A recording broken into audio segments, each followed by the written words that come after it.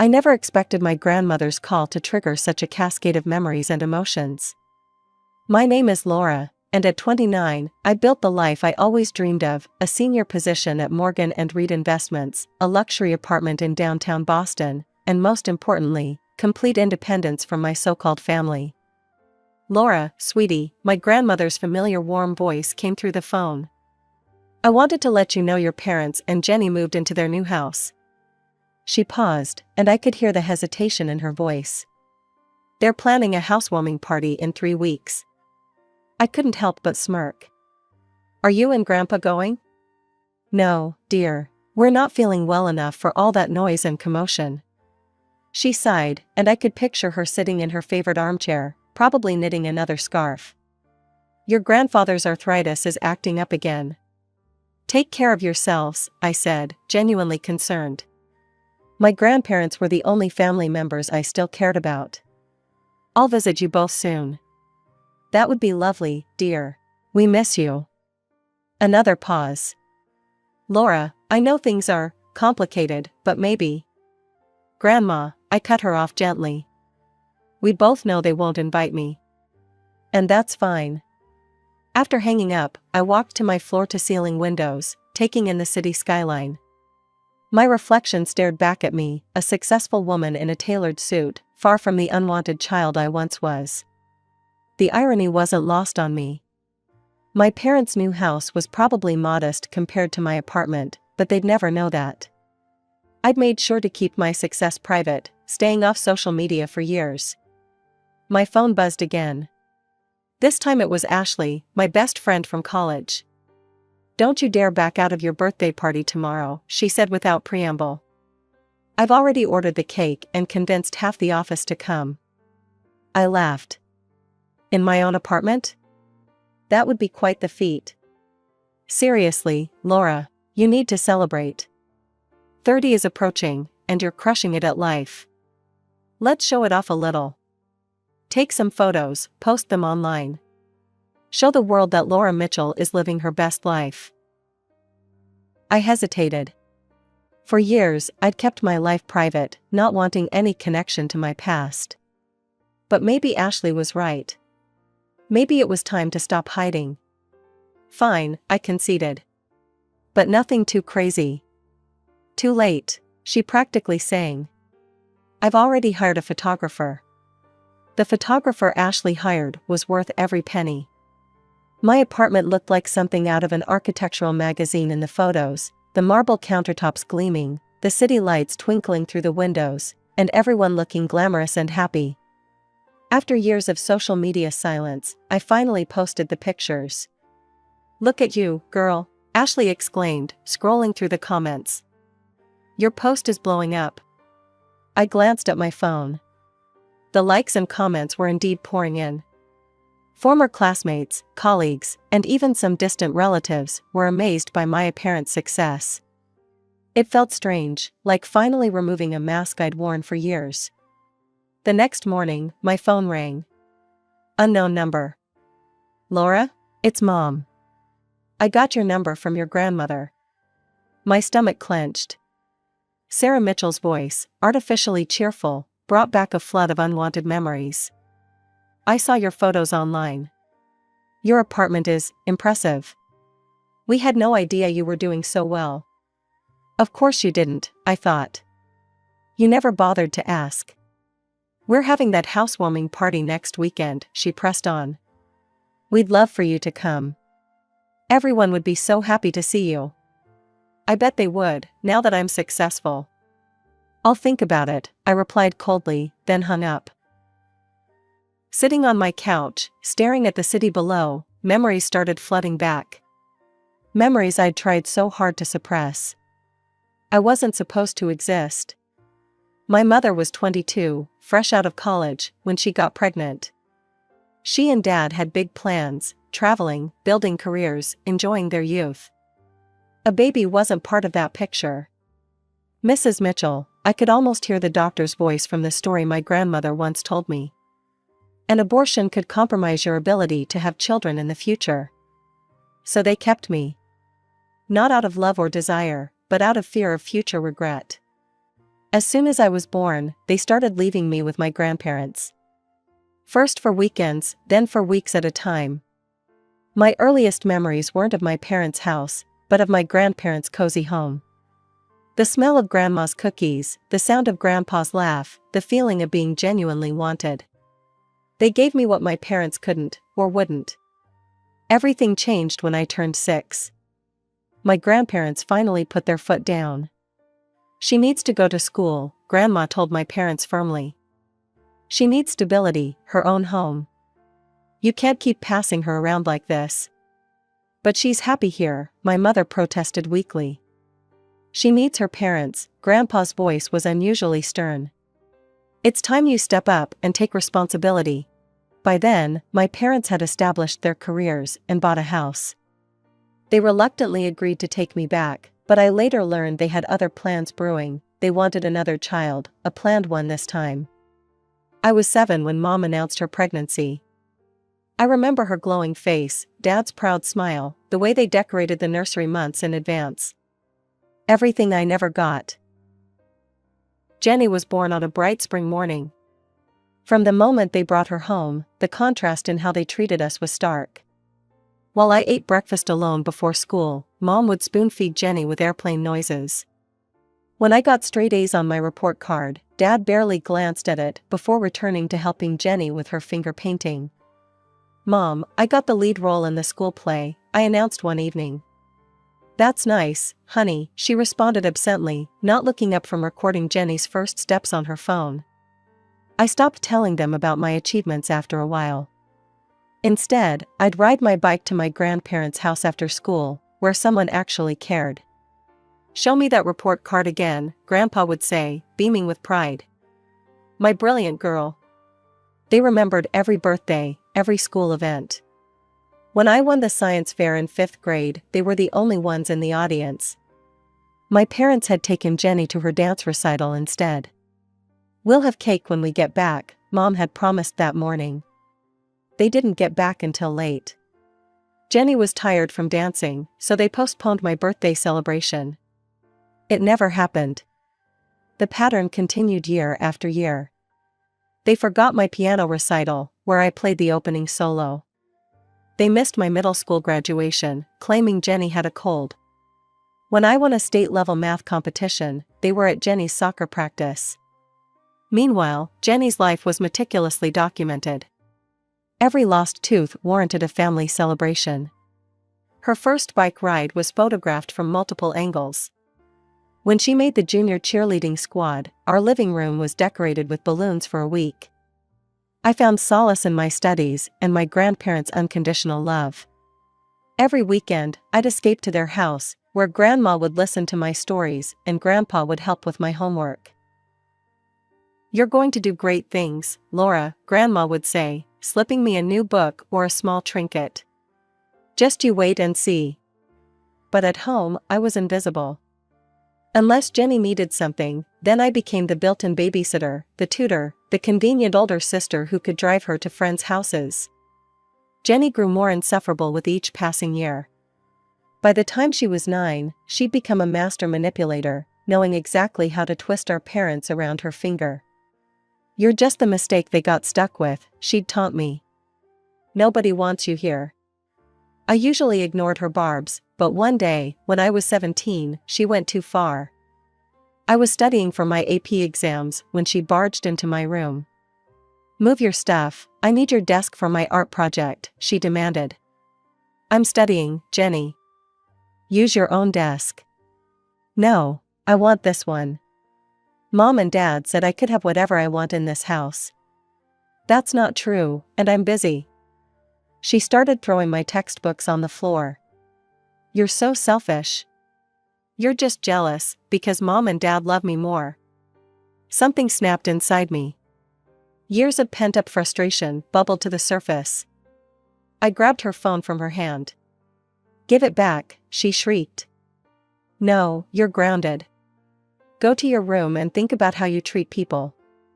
She stomped off, screaming threats about telling our parents. I didn't care. Someone had to teach her about consequences. When Mom and Dad came home, Jenny put on quite a show. Crocodile tears streamed down her face as she spun her tail. She hit me, Jenny sobbed. And she took my phone and locked me in my room. I never hit her, I said calmly. I took her phone because she was being disrespectful and destroying my study materials. Mom's face turned red with anger. How dare you touch your sister? I didn't. Give me your phone, Dad demanded. You're grounded for a month. No going out except for school. I have the class trip this weekend. Cancelled, Mom snapped. Maybe this will teach you to be kinder to your sister. For the next month, they acted like I didn't exist. They'd walk past me in hallways without acknowledgement. At dinner, they'd talk around me as if I were invisible. Jenny smirked throughout it all, knowing she'd won. That was the moment I truly understood, these people weren't my family. They were just strangers who happened to share my DNA. When graduation day came, I wasn't surprised to find only my grandparents in the audience. Mom had told them I wasn't worthy of their presence. My valedictorian speech earned a standing ovation, but the 2 empty seats in the family section spoke volumes. We're so proud of you, sweetheart, Grandma said afterward, hugging me tight. Where are your parents? Asked Mrs. Thompson, my favorite teacher. I just shrugged. By then, their absence had become the most natural thing in the world.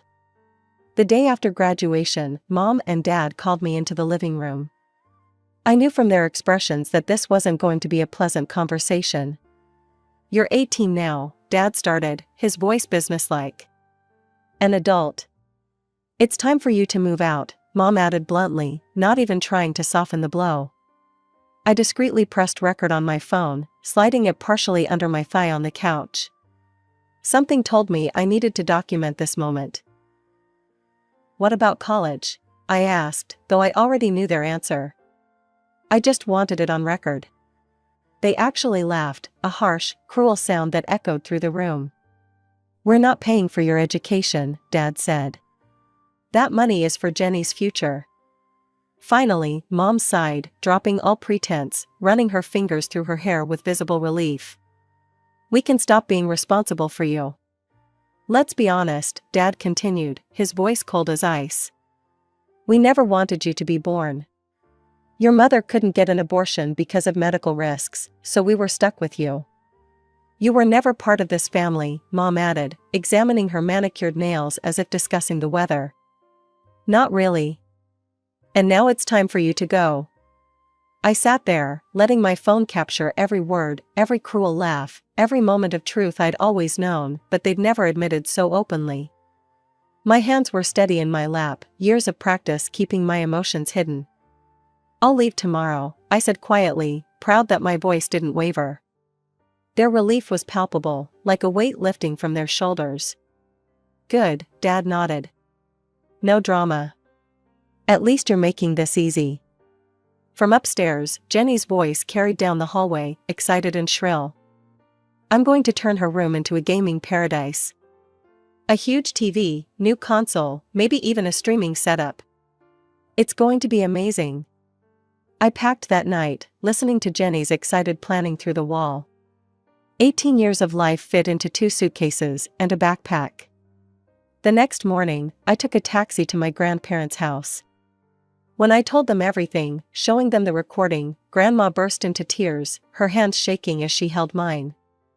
Those aren't the people we raised, Grandpa said, his voice breaking, years of disappointment evident in his eyes. I showed them something else too, my acceptance letter to Harrison Business School's investment program. Full scholarship, including housing. My hands trembled slightly as I handed them the envelope, but this time with pride. They wanted me so badly, they're even paying for my dorm room, I explained, allowing myself a small smile. My grades and recommendations impressed them. The dean personally called to offer me the scholarship. Grandma hugged me tight, her familiar lavender scent wrapping around me like a comfort blanket. We're so proud of you, sweetheart. So very proud. Please don't tell them, I asked, pulling back to look at both of them. They don't deserve to know. They don't, Grandpa agreed bitterly, his weathered hand squeezing my shoulder. Your success will be yours alone. That night, in my old childhood bedroom at my grandparents' house, I finally allowed myself to cry. That fall, I left for Harrison Business School, with 2 suitcases and determination burning in my chest. My new life began in a small dorm room overlooking the campus quad, but it felt more like home than my parents' house ever did. I threw myself into my studies with an intensity that surprised even me. Investment analysis came naturally, the numbers told clear stories, unlike the messy emotions I'd left behind. The patterns, the predictions, the careful balance of risk and reward, it all made perfect sense to me. Between classes, I secured prestigious internships, Goldman Sachs my sophomore year, Morgan & Reed my junior year. "Laura, you're exactly what we look for in future analysts," my Morgan & Reed supervisor said during my evaluation. "Your attention to detail is remarkable, and your market insights are beyond your years." My personal life was quieter. When Grandma called weekly, she'd sometimes start, "Your sister, or your parents?" "Please, Grandma," I'd interrupt gently. "I don't want to know." She'd sigh and change the subject to her garden or Grandpa's bowling league. They remained my only connection to my past, but even with them, I kept certain doors firmly closed. Each week, we talked about everything and nothing, recipes she was trying, books I was reading, the changing seasons, carefully dancing around the family-shaped hole in our conversations. After graduation, Morgan & Reed offered me a position immediately. I started as a junior analyst, but my insights into market trends quickly caught management's attention. I spent long hours at the office, taking on extra projects, volunteering for the challenging cases others avoided. "Mitchell, the Thompson portfolio numbers are impressive," my boss remarked during my first year. "Keep this up, and you'll go far. We haven't seen analysis this thorough from a junior analyst in years." He was right. Each year brought new responsibilities and corresponding raises. I moved from a tiny studio to a 1-bedroom apartment, then to a 2-bedroom in a better neighborhood. Each move felt like another step away from my past. By 28, I was managing my own team and handling major client portfolios. My coworkers joked that I lived and breathed investments, but the truth was, work filled the void where family should have been. Every success felt like vindication, every promotion like proof that I was worth something after all. The day I closed on my luxury apartment downtown, I stood alone in the empty space, watching the sunset paint the city gold through floor-to-ceiling windows. 5 years of 60-hour weeks, careful saving, and strategic investments had paid off. The marble countertops, the hardwood floors, the breathtaking view, I'd built this life entirely on my own, without a penny from the people who were supposed to support me. Now, staring at my mother's text about the housewarming party, a plan formed in my mind. After 11 years of silence, they wanted to see me? Fine. I'd let them see exactly what they'd thrown away. The recording from that last day was still on my phone, carefully transferred through each upgrade, waiting for the right moment. I typed a quick response, "I'll be there." My mother's reply came instantly, "Wonderful. Can't wait to see you, sweetheart." I took a day off work and drove to my parents' new house. It was a modest 2-story in a middle-class neighborhood, nice, but nothing compared to my downtown apartment. Several cars already lined the driveway when I arrived, and I could hear laughter drifting through open windows. My hand hesitated on the car door handle.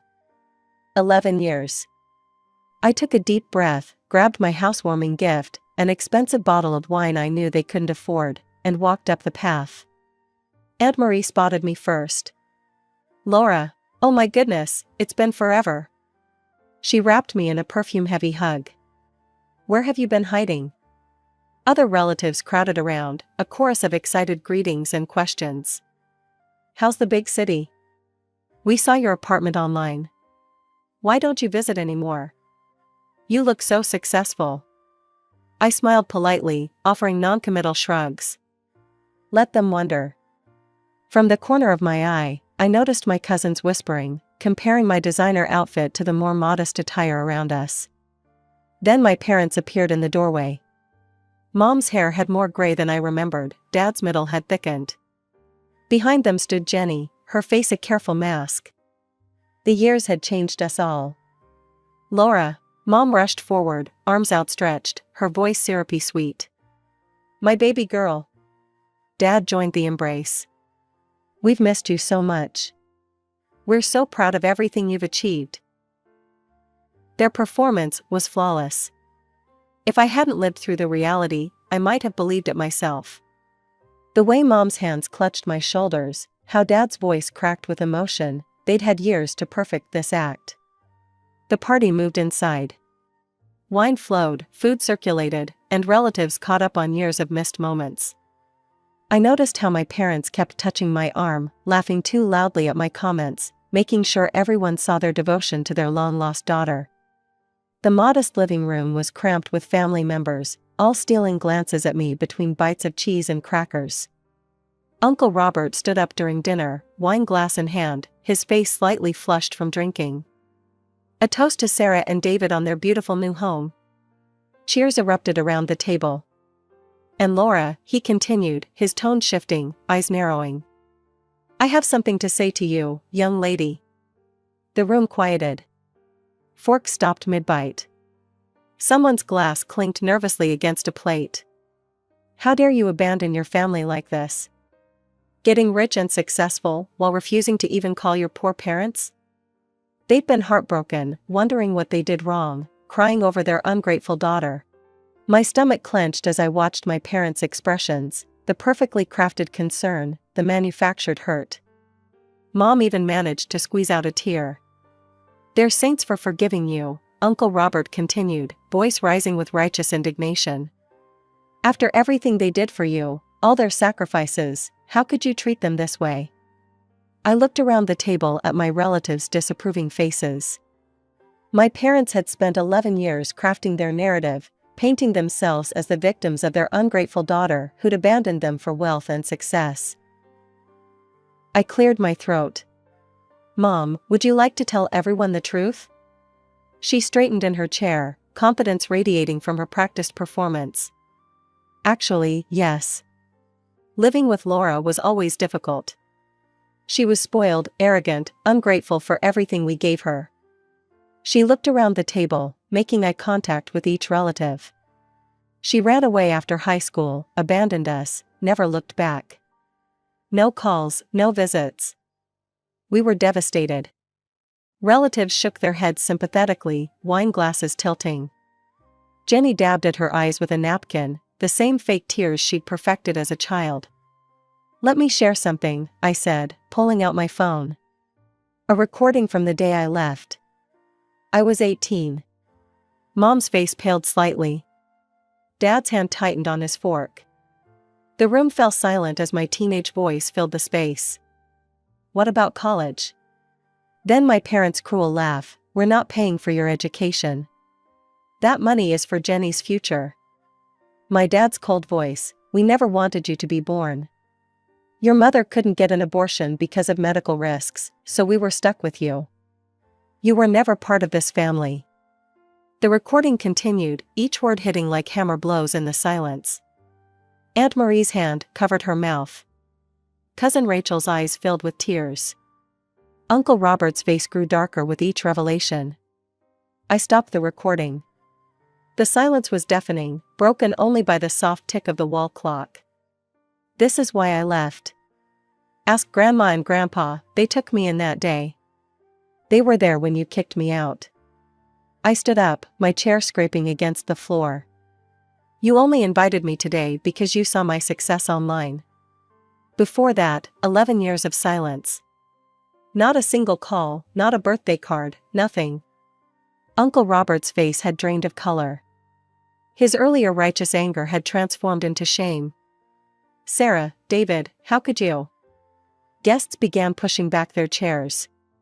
The scraping sounds filled the room like a discordant symphony. Aunt Marie couldn't even look at my parents. You monsters, she whispered, gathering her purse with trembling hands. Laura, I'm so sorry, Uncle Robert said, heading for the door. I didn't know. I should have asked. Others followed, murmuring about cruel lies and disgraceful behavior. The house emptied quickly, the door opening and closing like punctuation marks to their hasty exits.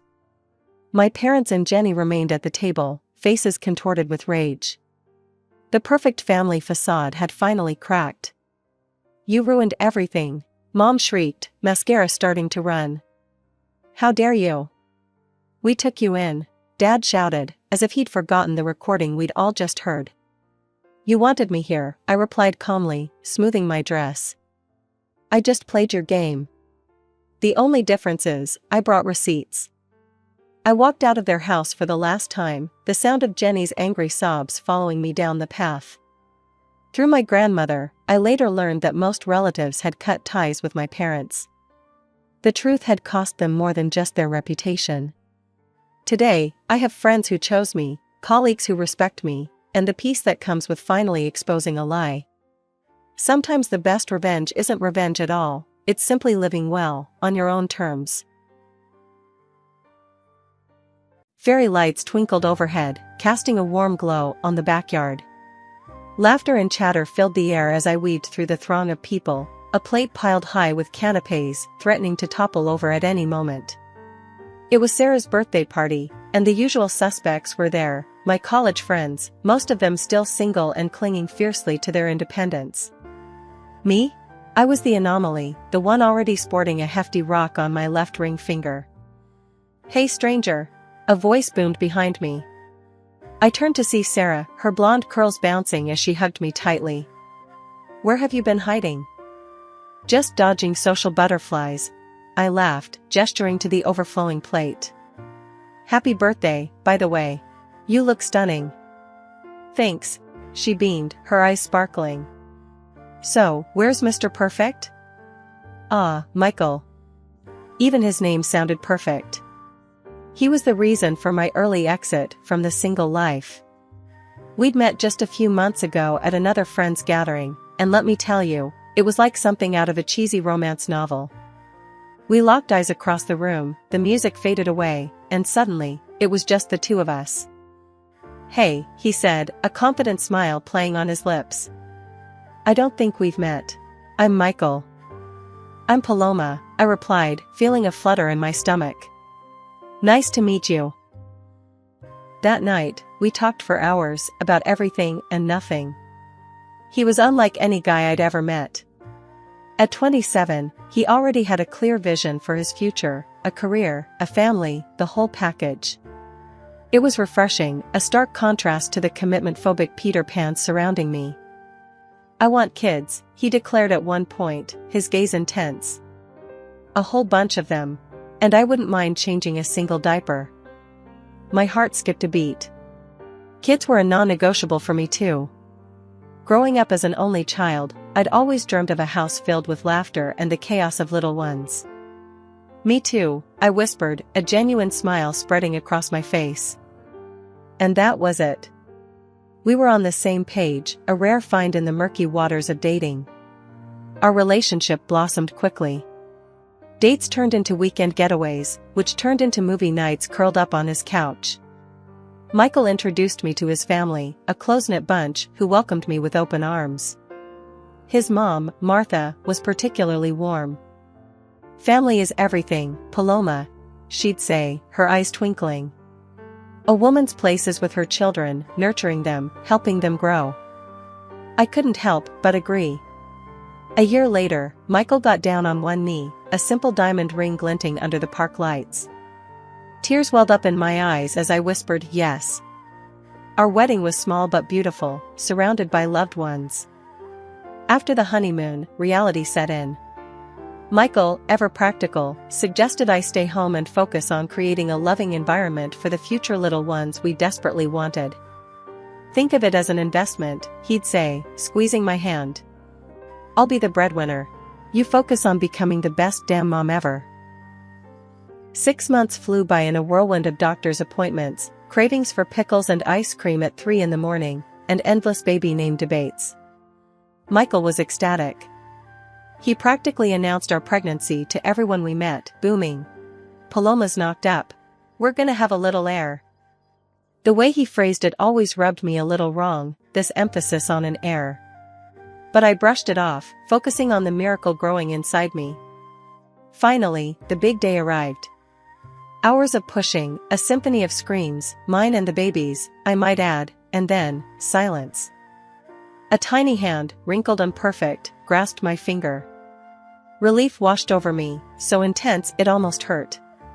"It's a girl," the doctor announced, her voice filled with warmth. A beat of silence followed. Then, Michael lumbered over, his face a mask of disappointment. I couldn't believe it. Here I was, exhausted and exhilarated, cradling our beautiful daughter, and all Michael could muster was a look like he'd lost his favorite team's championship game. "A girl, huh?" he finally mumbled, his voice devoid of any excitement. "Well, there's always next time for a boy, right?" My heart sank. "Next time?" He shrugged, his gaze flickering away from our daughter, nestled in my arms. "Yeah, you know. We gotta have an heir, gotta carry on the family name." I forced a smile. "We have an heir," I said gently, nudging him towards the baby. "Look at her, Michael. She's perfect." He gave a half-hearted nod, but his eyes remained distant. Thankfully, my in-laws were a different story. Martha, the moment she laid eyes on her granddaughter, Emily, practically went into grandma overdrive. She fussed over her, cooed at her, and showered her with tiny clothes and stuffed animals. "A little princess," she declared, beaming. "Just what this family needs." Michael's initial coldness towards Emily persisted. He'd hold her awkwardly, his gaze often straying to some unseen point in the distance. He'd make comments like, "Such a delicate flower, gotta handle her with kid gloves," or "Shame she can't be a little rough and tumble like a boy." Each remark chipped away at my joy. Was it wrong of me to want my husband to love our daughter, regardless of her gender? But a year later, when the doctors confirmed I wouldn't be able to have any more children due to health complications, the truth became undeniable. Michael's disappointment morphed into something darker, a constant undercurrent of resentment that permeated our lives. 8 years melted away like ice cream on a hot summer day. Emily, my little miracle, blossomed into a vibrant, independent child. At 8 years old, she possessed a mind sharper than a chef's knife. Gadgets were her toys, French flowed from her lips like a babbling brook, and her culinary skills could put most adults to shame. Just last week, she'd whipped up a 3-course French feast for Martha and George, her grandparents. They sat there, eyes wide and taste buds tingling, as Emily proudly presented each dish. "Emily, this is incredible!" Martha exclaimed, dabbing her lips with a napkin. "You're a natural." George, a man of few words, simply grunted his approval, but the twinkle in his eye spoke volumes. That same week, she brought home another trophy, this one for the most delicious homemade dish at a junior high school competition. Michael remained unfazed. He muttered a half-hearted congratulations and disappeared into the den, the usual refuge he sought whenever Emily's achievements threatened to steal the spotlight. One evening, as Emily built an elaborate Lego castle on the living room floor, tears welled up in her big brown eyes. "Mommy," she sniffled, her lower lip trembling. "Why doesn't Daddy ever seem happy about my stuff?" My heart ached. This wasn't new. Michael's indifference towards Emily had been a thorn in my side for years. I always brushed it off, telling myself he just wasn't good at expressing affection. But seeing the confusion cloud Emily's bright eyes, a fierce protectiveness surged through me. "Hey, sweetie," I knelt beside her, pulling her into a hug. "Don't you worry about that. Your dad loves you very much, he just doesn't know how to show it." That night, after Emily drifted off to sleep, I confronted Michael. He was sprawled on the couch, flipping through sports channels, a beer balanced precariously on the coffee table. "Michael," I said, my voice tight with frustration, "we need to talk about Emily. She came to me today, crying. She feels like you don't love her because you never seem happy about anything she does." He looked at me, his expression a mixture of annoyance and defensiveness. "Look," he said, his voice gruff. "I do my best, okay?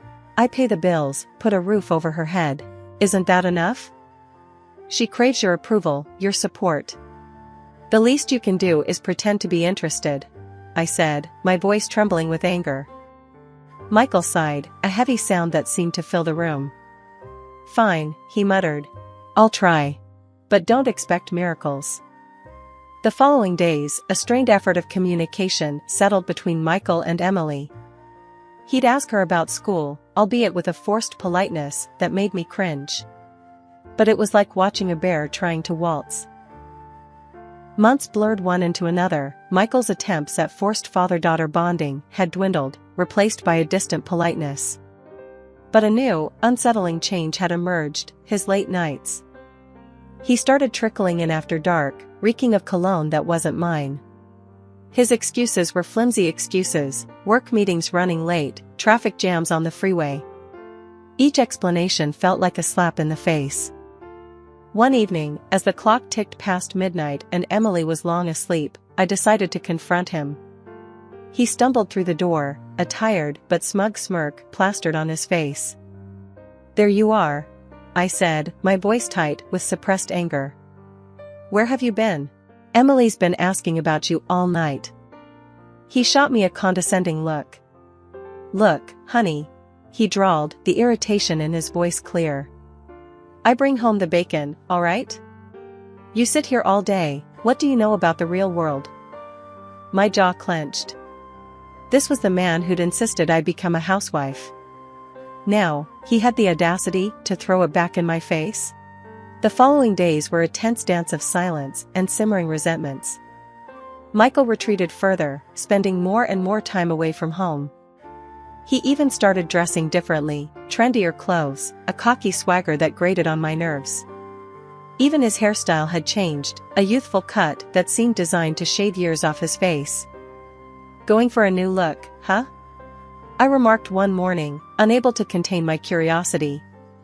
He flashed me a toothy grin, the kind he never used on me anymore. "Work thing," he mumbled, avoiding my gaze. The lie hung heavy in the air. One day, Emily practically skipped into the house, a wide grin plastered on her face and a crumpled piece of paper clutched in her hand. "Mommy, guess what?" she chirped, bouncing on the balls of her feet. My heart swelled with pride. My little genius had a knack for collecting achievements. This time, what was it? Another coding competition win? A perfect score on a science test? "What is it, sweetie?" I asked, kneeling before her and taking the paper. "I won the school's Mind Games Championship," she declared, her voice brimming with excitement. "They said I'm the smartest kid in my grade." I whooped with joy, engulfing her in a tight hug. "That's amazing, Emily. I knew you could do it." This victory deserved a celebration. But what? A fancy dinner? A trip to the amusement park?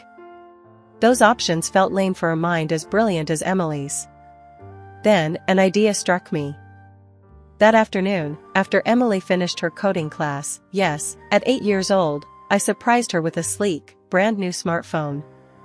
Her eyes widened in astonishment as she unwrapped the box. "Mommy, a phone? For me?" "For you," I confirmed, a smile tugging at my lips. "You've worked so hard, and I think this could be a great way for you to explore your interests even more." She took the phone, her fingers tracing the smooth surface with a sense of reverence. Within minutes, she'd figured out how to navigate it, taking photos, editing them with built-in filters, and even downloading a few educational apps. "Thank you, Mommy. This is the best gift ever," she exclaimed, throwing her arms around me. A pang of guilt twinged at my heart. Michael constantly harped on about me spoiling Emily. He wouldn't approve of this, not one bit.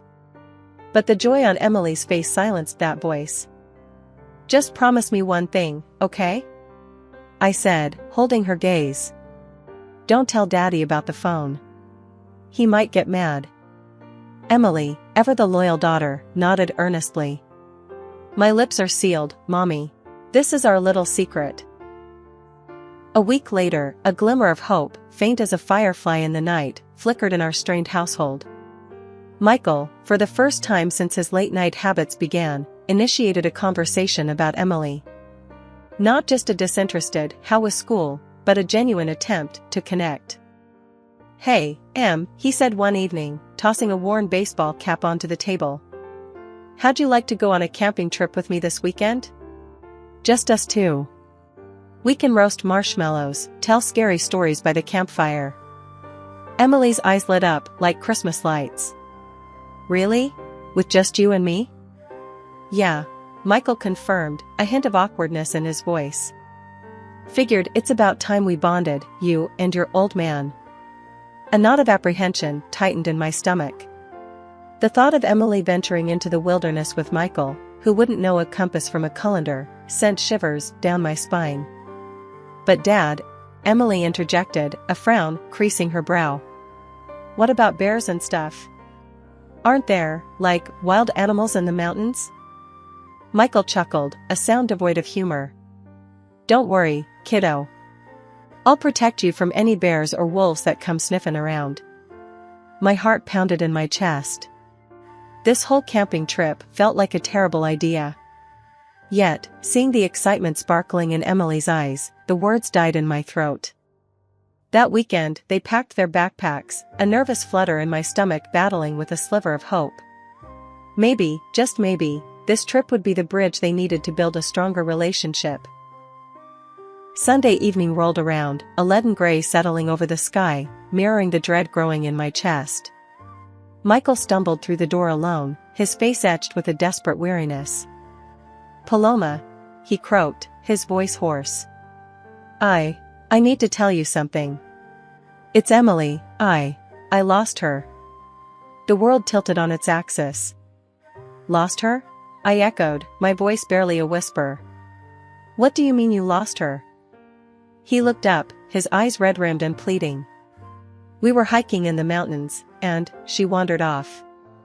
I called for her, searched everywhere, but..." Fury surged through me, hot and blinding. "And you just came home now? Why didn't you call the police?" I was scared," he mumbled, his voice cracking. "Scared they'd think..." "Think what?" I roared, my voice laced with a terrifying calm. "That you're a neglectful father who lost his own daughter." Tears streamed down his face, but they did little to extinguish the inferno raging within me. "I'm calling the police," I declared, grabbing the phone. "They can start searching right away." A frantic phone call later, sirens wailed in the distance, a beacon of hope in the encroaching darkness. My in-laws arrived, their faces etched with concern, but their words did little to penetrate the fog of terror blanketing my mind. The agonizing wait dragged on, each tick of the clock an eternity. Michael sat huddled on the couch, his phone clutched in his hand, his gaze glued to the screen. My blood pressure soared as I watched him, a detached calmness masking a simmering rage. This wasn't worry, not genuine concern. It was something else entirely. A jolt of electricity shot through me. Emily. Her phone. Emily's phone. I screamed, the realization dawning on me like a slap in the face. She has a phone with GPS. Michael's face drained of color. His phone clattered to the floor, the screen displaying a text conversation filled with cutesy emojis. Ignoring the sickening churn in my stomach, I grabbed my phone and dialed Emily's number. It rang unanswered, each unanswered ring chipping away at the fragile hope I clung to. With trembling hands, I relayed the information to the search team, a newfound urgency lacing their voices. Here's hoping that tiny phone, a symbol of my supposed overindulgence, would be the key to bringing Emily home. An hour stretched into what felt like a lifetime. Then, a crackle of static on the walkie-talkie shattered the tense silence. A voice, rough with relief, announced, "We found her. She's safe and sound." Moments later, the front door burst open, revealing a group of rescuers carrying a small, bundled figure. Emily, her face streaked with dirt and exhaustion, but safe. Alive. My in-laws engulfed her in a hug, tears streaming down their faces. I joined the embrace, burying my face in her hair, the scent of pine needles and fresh air a balm to my soul. When we finally pulled back, I looked into Emily's bright brown eyes. "Why didn't you answer your phone, sweetheart?" I asked, my voice thick with emotion. She shrugged, a hint of defiance in her small voice. "I was scared it would die," she explained. "So I just stayed put and waited for them to find me on the GPS thing." 8 years old, and already displaying a wisdom that put her father to shame. Shame that simmered into a white-hot rage as I glanced at Michael, who stood awkwardly to the side, a ghost at his own daughter's homecoming party. "Well, aren't you going to say something?" I spat, my voice laced with venom. "Welcome home, sweetheart? Glad you're not lost in the wilderness anymore?" Michael flinched at my words, but remained silent. Emily, sensing the animosity, wriggled out of my embrace and walked towards him. "Daddy," she said, her voice small, but clear. "Why did you leave me all alone in the mountains?" Michael's lips stretched into a thin, unconvincing smile. "Just a little test, champ," he mumbled, his voice strained. "See how brave you are." Emily, for an 8-year-old, displayed a maturity that belied her age. She tilted her head, her gaze unwavering. "No," she corrected. "You left me on purpose." A choked laugh escaped Michael's lips. "Don't be silly, kiddo. Why would I do that?" "Because you don't like me," she stated bluntly, her voice devoid of accusation, simply a fact. "You never wanted me." My breath hitched in my throat. The truth, raw and unfiltered, hung heavy in the air. Michael's face flushed crimson, his eyes darting around the room like a cornered animal. "That's not true," he blustered, his voice laced with desperation. "You're just a stupid kid, making stuff up." "Don't call me stupid," Emily retorted, her small frame bristling with defiance. Martha, ever the peacemaker, intervened. "Michael, that's enough," she snapped, her voice surprisingly firm. "Let Emily speak." Michael opened his mouth to protest, but a withering look from his father silenced him. "Emily, darling," George said, his voice gentle. "Can you tell us what happened?" Emily, emboldened by her grandfather's support, reached into her pocket and pulled out her phone, the very phone I'd given her as a secret gift. "I have proof," she declared, her voice ringing with newfound confidence. With a few taps on the screen, a voice filled the room. A woman's voice, sweet and seductive, cooing into the phone. It was a conversation Emily had cleverly recorded. "Don't worry, honey," the voice purred. "Soon, we'll be together. Just get rid of her, permanently." The blood drained from my face. My heart hammered against my ribs, a frantic drumbeat against the chilling silence that followed. What is this?" I stammered, my voice barely a whisper. My father-in-law turned to Michael, his face etched with a mixture of disappointment and fury. "What does this mean, son?" Michael, cornered and defeated, crumpled to his knees, tears streaming down his face. The carefully constructed facade crumbled, revealing the truth in all its ugliness. He confessed everything, a sordid tale of a desperate affair and a ruthless ambition. His mistress, he revealed, was pregnant with his son, an heir, the one he'd always craved. But she wouldn't marry him, not while he had a wife and a child who would eat into his finances with alimony payments.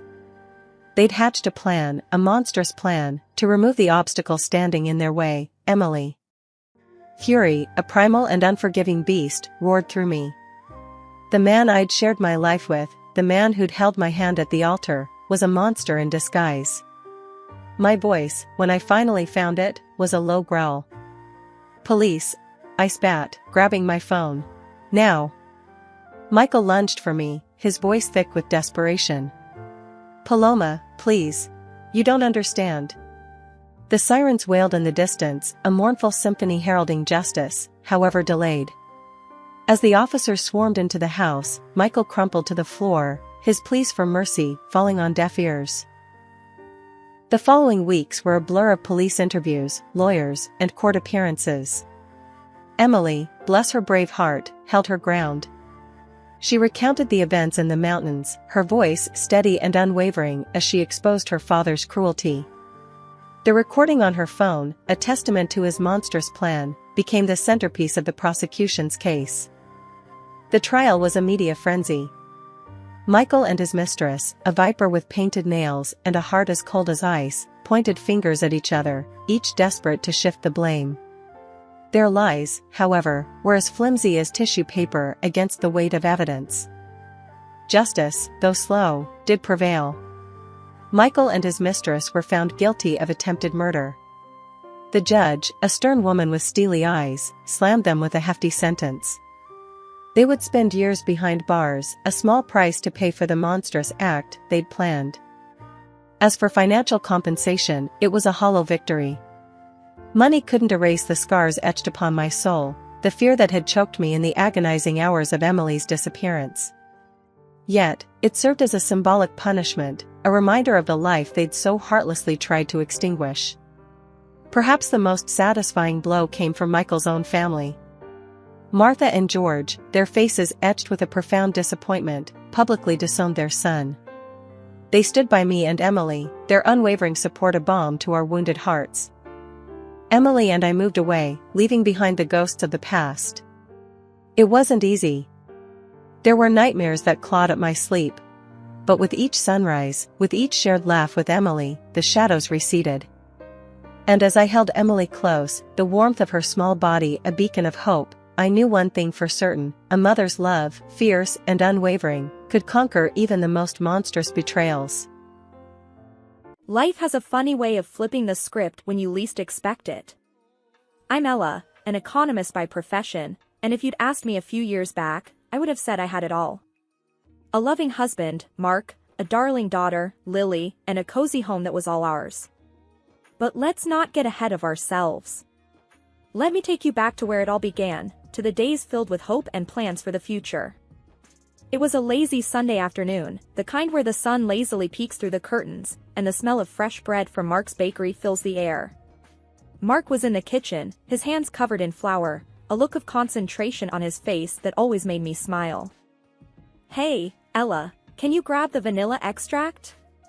It's on the top shelf," Mark called out, not looking up from his mixing bowl. I walked over to the pantry, reaching for the small bottle. "You know, you could put things where I can reach them," I teased, handing him the extract. Mark grinned, wiping his hands on his apron. "Where's the fun in that? I like it when you have to stretch." I rolled my eyes playfully. "You're impossible, you know that."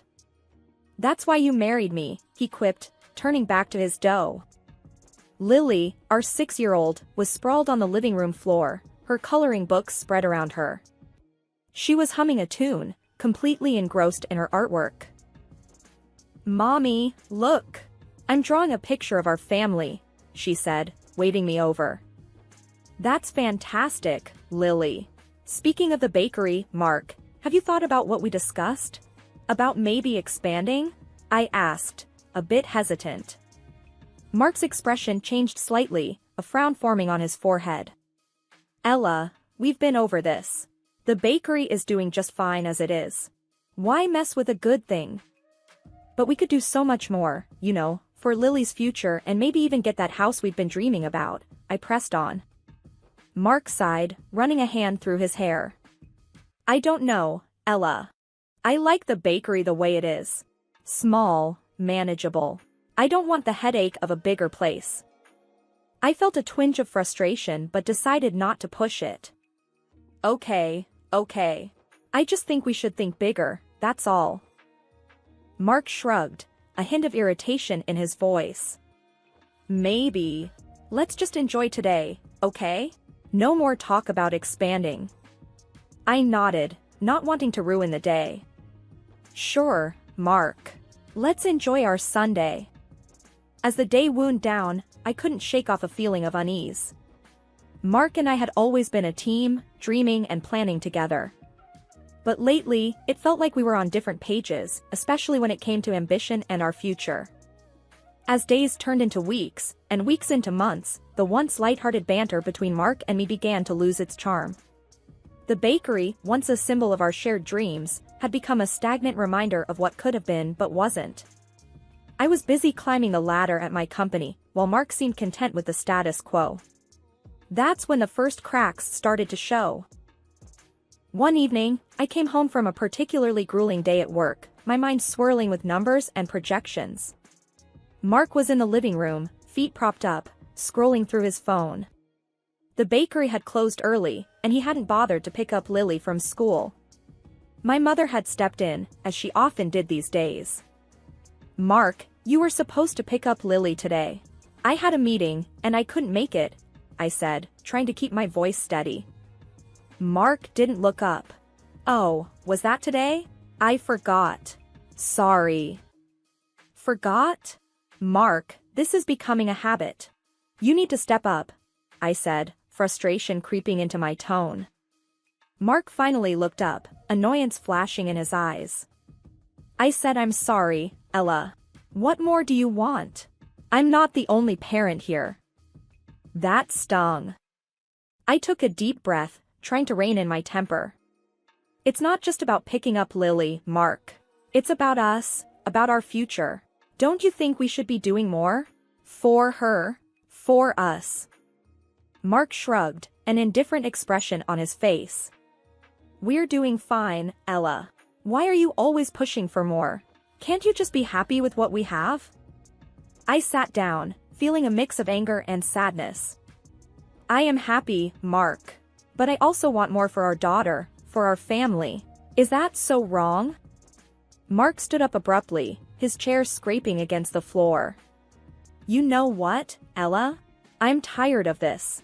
Every day, the same lecture about wanting more. I'm going to my mom's."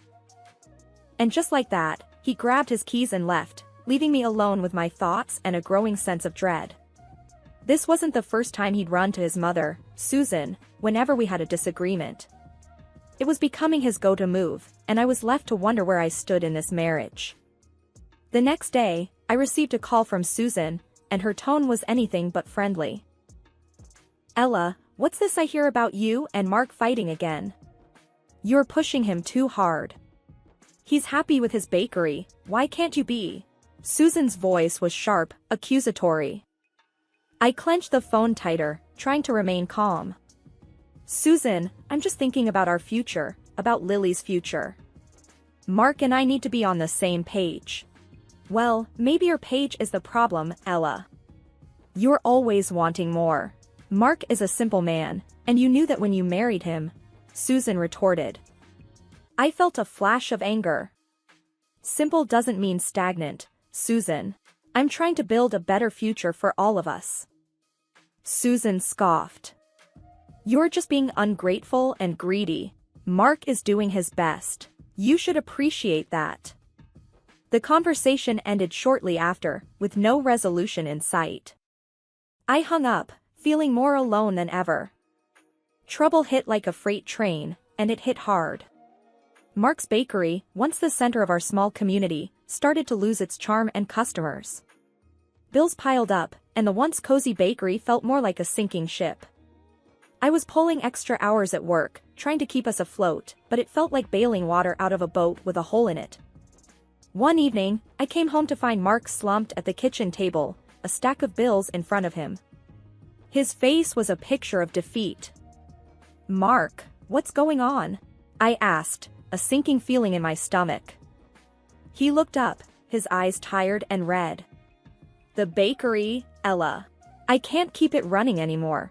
We're bleeding money." My heart sank. "What are we going to do?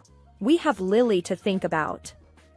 Mark ran his hands through his hair, a gesture of frustration I'd become all too familiar with. "I don't know, Ella. I really don't. I never thought it would come to this." I sat down beside him, trying to process the news. "Well, maybe it's time to consider other options. You could look for a job, at least until we figure things out." Mark's expression hardened. "A job?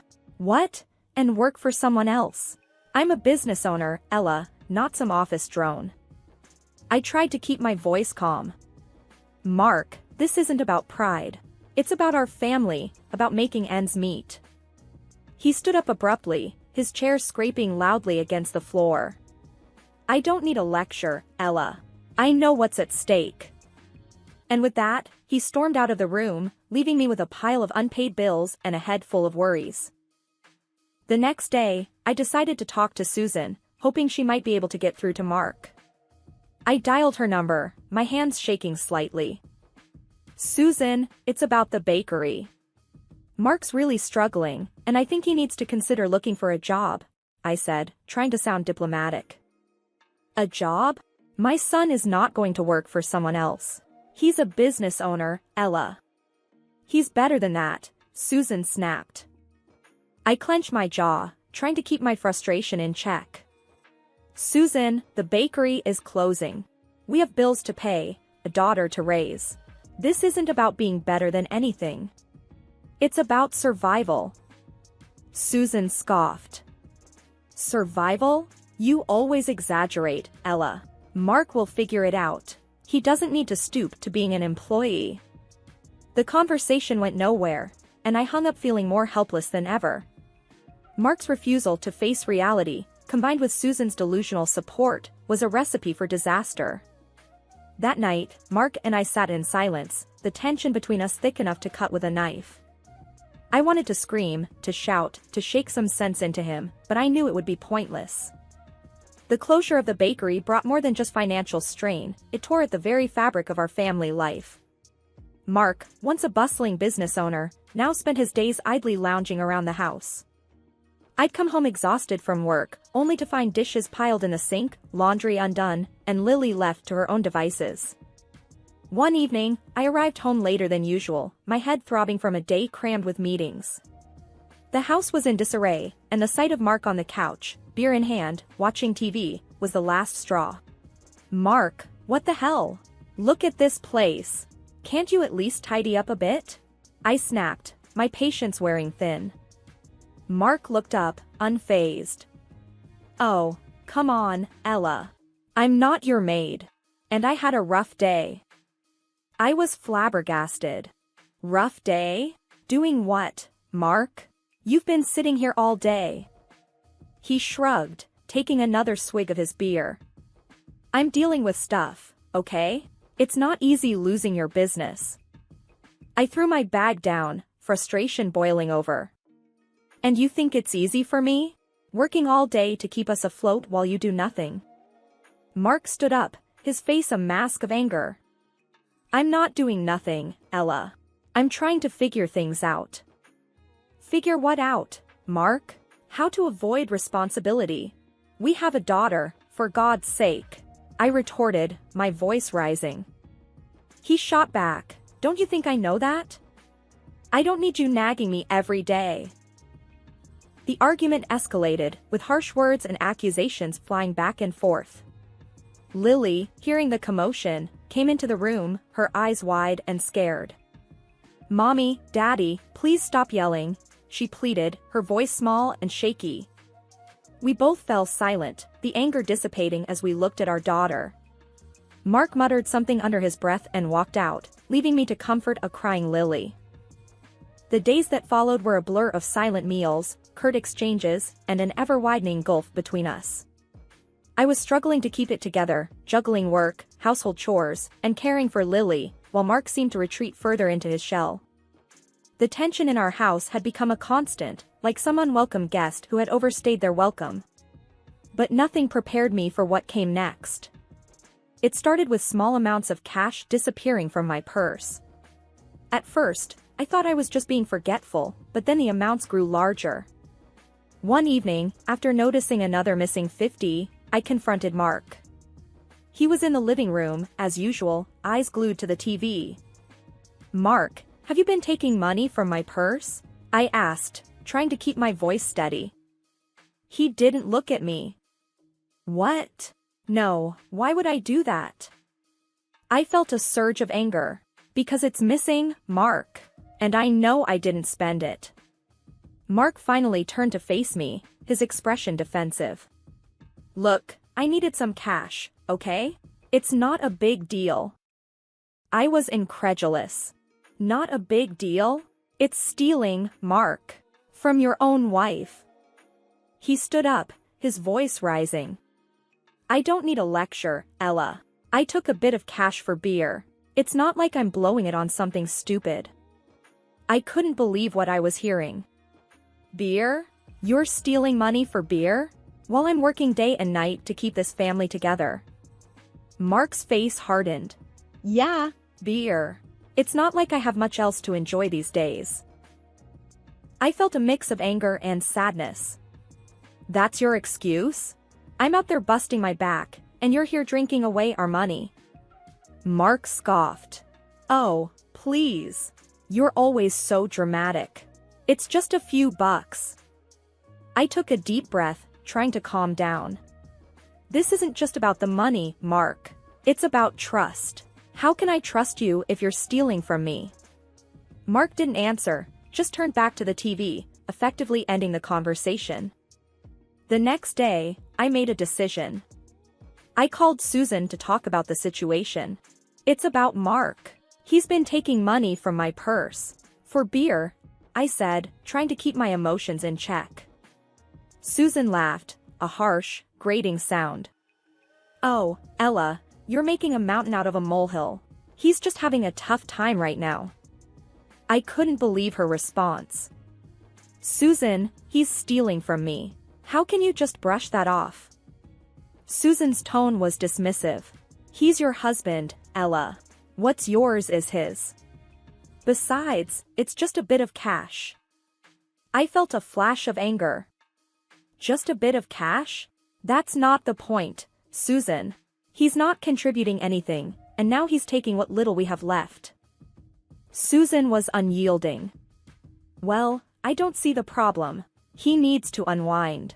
You're being too hard on him. I hung up, realizing that talking to Susan was pointless. She was never going to see things from my perspective. One morning, I woke up to find Mark's side of the bed empty. That wasn't unusual these days, but as hours turned into a full day without a word from him, worry started to set in. I called his phone repeatedly, but it went straight to voicemail. Finally, after a week of silence, I heard the front door open. Mark walked in, looking different. There was an unfamiliar air of confidence about him.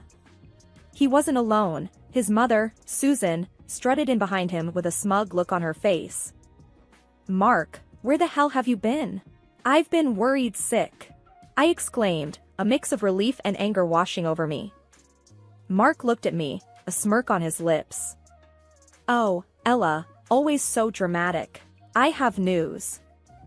I was confused. News? What news? He pulled out a lottery ticket, waving it in front of me. This, my dear Ella, is our ticket out. I won, Ella. I won $10 million. My heart skipped a beat. What? How? Susan chimed in, her voice dripping with condescension. He bought a lottery ticket with your credit card. Looks like it was a smart investment, after all. I was stunned, my mind racing. My credit card? You used my credit card without asking? Mark's smirk grew wider. Well, I needed something to cheer me up after all the nagging. And look, it paid off. The reality of the situation hit me like a ton of bricks. He had taken my card, bought a lottery ticket, and won. It was almost too much to take in. But, Mark, that's our money, then. We won, I said, still trying to process the news. Mark's expression turned cold. No, Ella. I won. And with this money, I'm starting a new life. Without you. I felt as if the floor had been pulled from under me. What are you saying? He was blunt, his words cutting deep. I'm saying I'm leaving you, Ella. I'm tired of this life, tired of you. I want a fresh start, and now I can afford it. Susan laughed, a cruel sound that made my skin crawl. Oh, Ella, you really thought you were so smart, didn't you? But you see, you've underestimated my son. He's a winner, and you're just left with nothing. Mark grabbed a suitcase he had apparently packed earlier. I'm moving in with Mom. You can keep the house and whatever else. I don't need it anymore. Reeling from Mark's departure and his shocking betrayal, I knew I had to act fast. The first thing I did was call a lawyer, Mr. Jacobs, a no-nonsense man who had a reputation for being tough and fair. Mr. Jacobs, my husband won the lottery with a ticket he bought using my credit card, and now he's leaving me and taking everything, I explained, my voice shaking with emotion. Mr. Jacobs listened intently, his voice calm and steady. All right, Ella. Let's meet tomorrow. We'll go over everything, and I'll see what we can do. The next day, I sat in Mr. Jacobs' office, poring over bank statements and the credit card transaction that showed the purchase of the lottery ticket. Based on this, we have a strong case, Mr. Jacobs said, his eyes scanning the documents. The ticket was bought with your money, which means you have a claim to the winnings. I felt a glimmer of hope. So, what's our next step?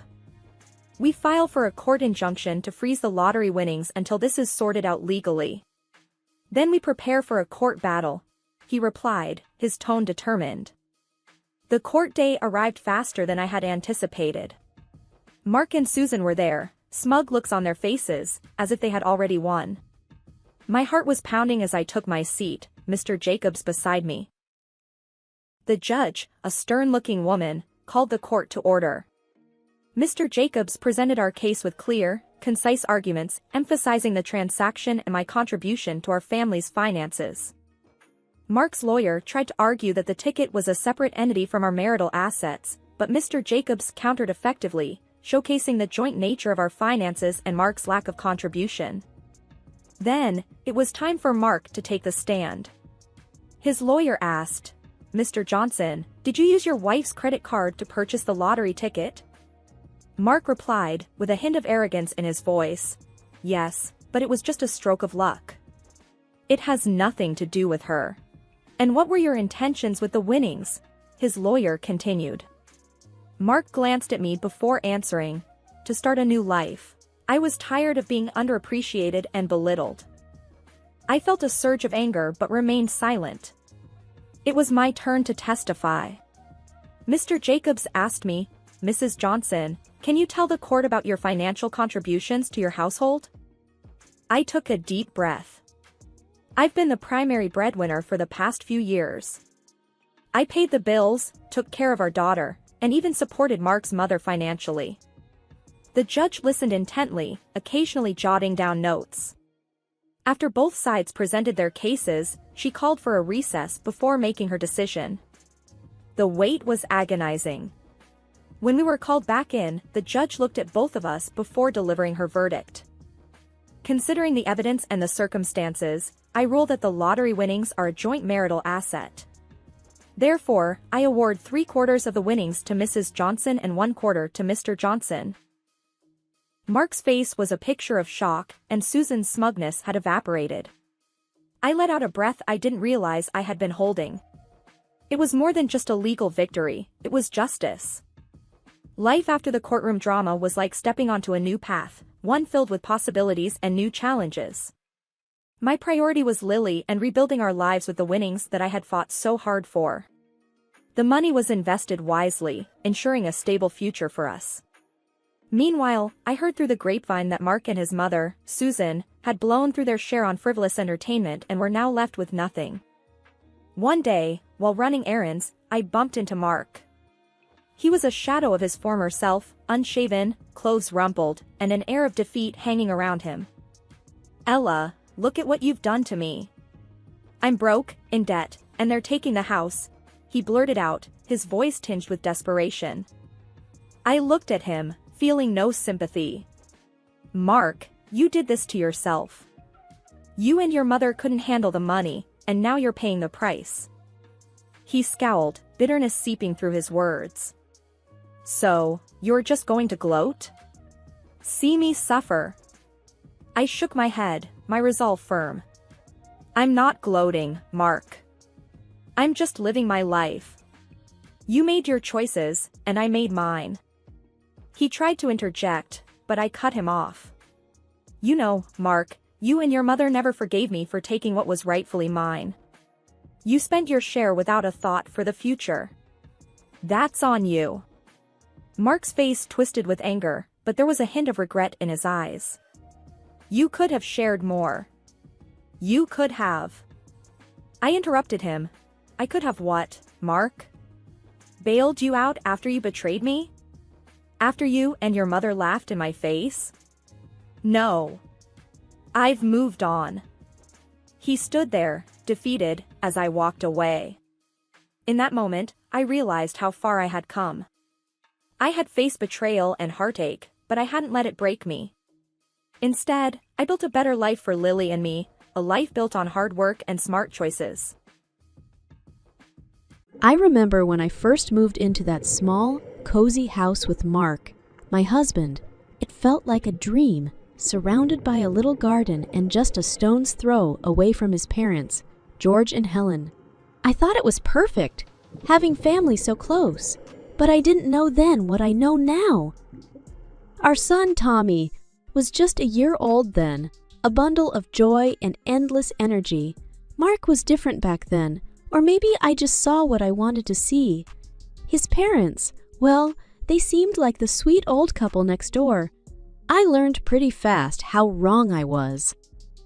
It started with small things. George and Helen would always pop by, asking for favors, borrowing things they never returned. I didn't mind at first, happy to help, but their true colors showed when I needed them. One afternoon, I was knee-deep in laundry and house chores, and Tommy was being particularly fussy. I called Helen, hoping she could watch him for an hour. "Rachel, dear, I wish I could." Helen's voice had that fake sugary tone, but George and I are just so worn out. You know, with our age and all? I understood or tried to, but not long after, I saw them heading out, all spruced up for one of their shopping sprees. It stung, but what could I say? Mark wasn't any help either. One evening, I tried talking to him about it. "Mark, do you think your parents could help out a bit more with Tommy? They always say they're tired, but—" He cut me off, his voice sharp. "Rachel, they're old. They don't owe us babysitting. Besides, can't you manage? Why are you always so needy?" His words hit me like a slap. Was I being unreasonable? I couldn't even tell anymore. Then there was my mom, the sweetest woman who ran her own bakery. She had this knack for baking the most delicious buns and pastries. George and Helen found out about her bakery, and suddenly they were there all the time, smiling and chatting, sweet as honey. "Rachel, darling, your mother is a gem," Helen would gush, as they left with bags of free baked goods. I remember telling my mom, "You don't have to give them so much for free, Mom."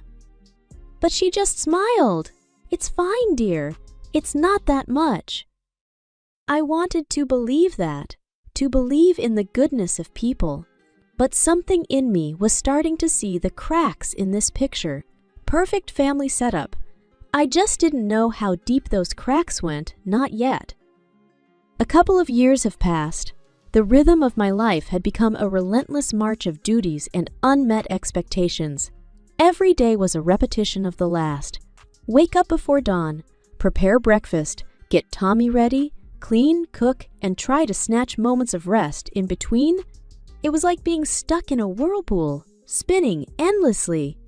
I remember one morning, the sunlight barely peeking through the curtains, and Tommy's cries piercing the quiet. I rushed to his room, still groggy, only to find him wide awake and playful. "Mommy, play!" he exclaimed with a toothy grin. As much as I adored him, I was exhausted. "Just a little while, honey," I managed to say, mustering a smile. The day unfolded in its usual chaos. Between laundry piles and Tommy's games, I tried to keep up. The phone rang amidst this whirlwind, its shrill tones slicing through the noise. It was Helen, her voice laced with expectation. "Rachel, dear, could you come over and help me with some cleaning? My back is acting up again." I glanced at the mess in my own house, feeling a twinge of irritation. "Helen, I'm swamped here. Maybe another time?" There was a pause, heavy with disappointment. "Oh, I see. Well, never mind then. she said in a tone that suggested I had deeply wronged her. The guilt was immediate and overwhelming. Was I being selfish? But as I hung up, I looked around at my own home, my own life, all needing attention. That evening, Mark came home, his face set in a frown. "Mom's upset. She needed help, and you just blew her off." I felt my defenses rise. "Mark, I'm not just sitting around. I have our home and Tommy to take care of." He snorted. "Doesn't look like you're doing a great job. This place is a mess, and what's for dinner anyway?" His words stung, and I fought back tears. "I'm doing my best, Mark. I really am." He just shook his head and walked away, leaving me standing there, feeling smaller than ever. The next day, I hoped for a reprieve, but it was not to be. George knocked on the door, his usual easygoing smile in place. "Rachel, I need a hand with fixing the shed. Lend me your toolbox." Despite the million things on my to-do list, I nodded and handed him the tools. "Sure, take what you need."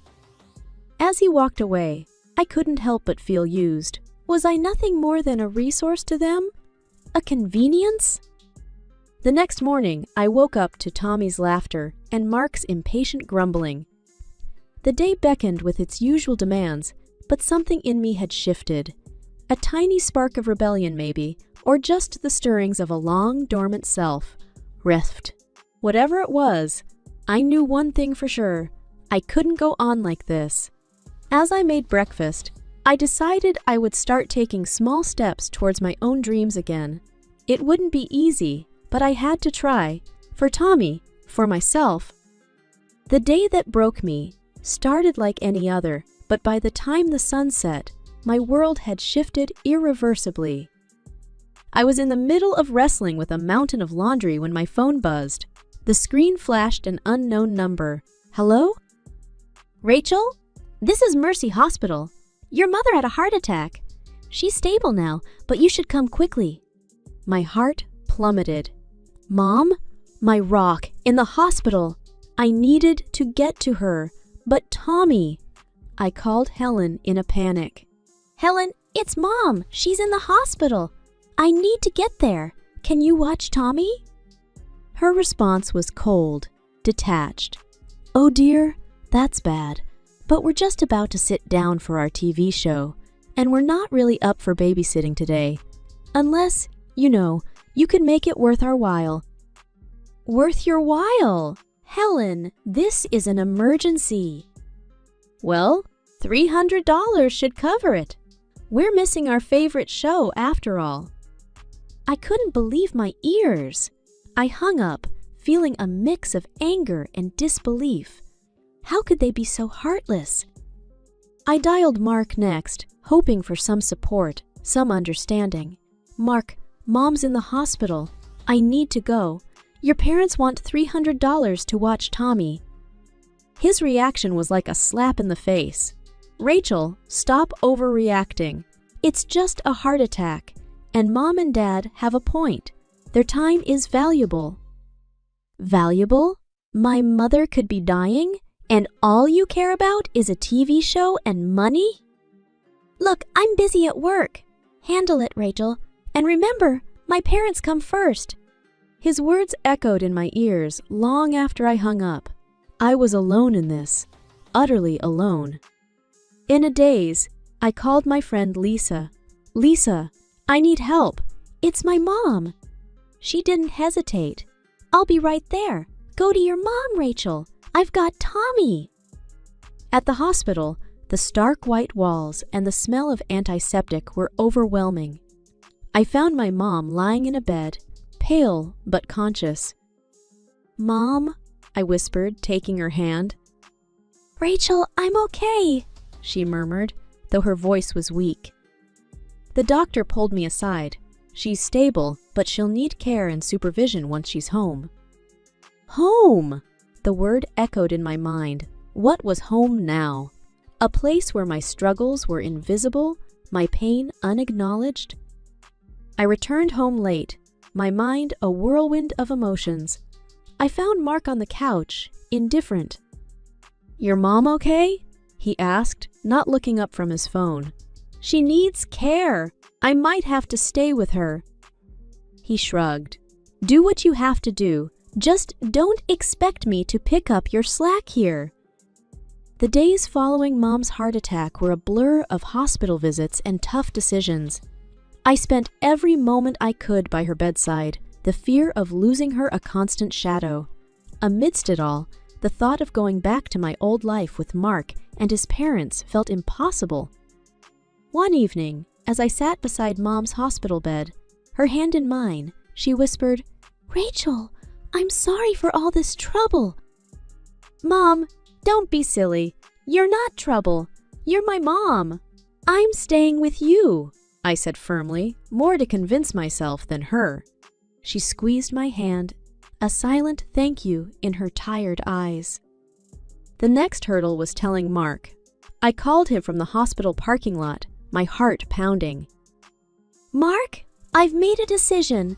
I'm moving in with Mom. She needs constant care." There was a pause, then a harsh laugh. "You're kidding, right? What about your duties here? What about Tommy?"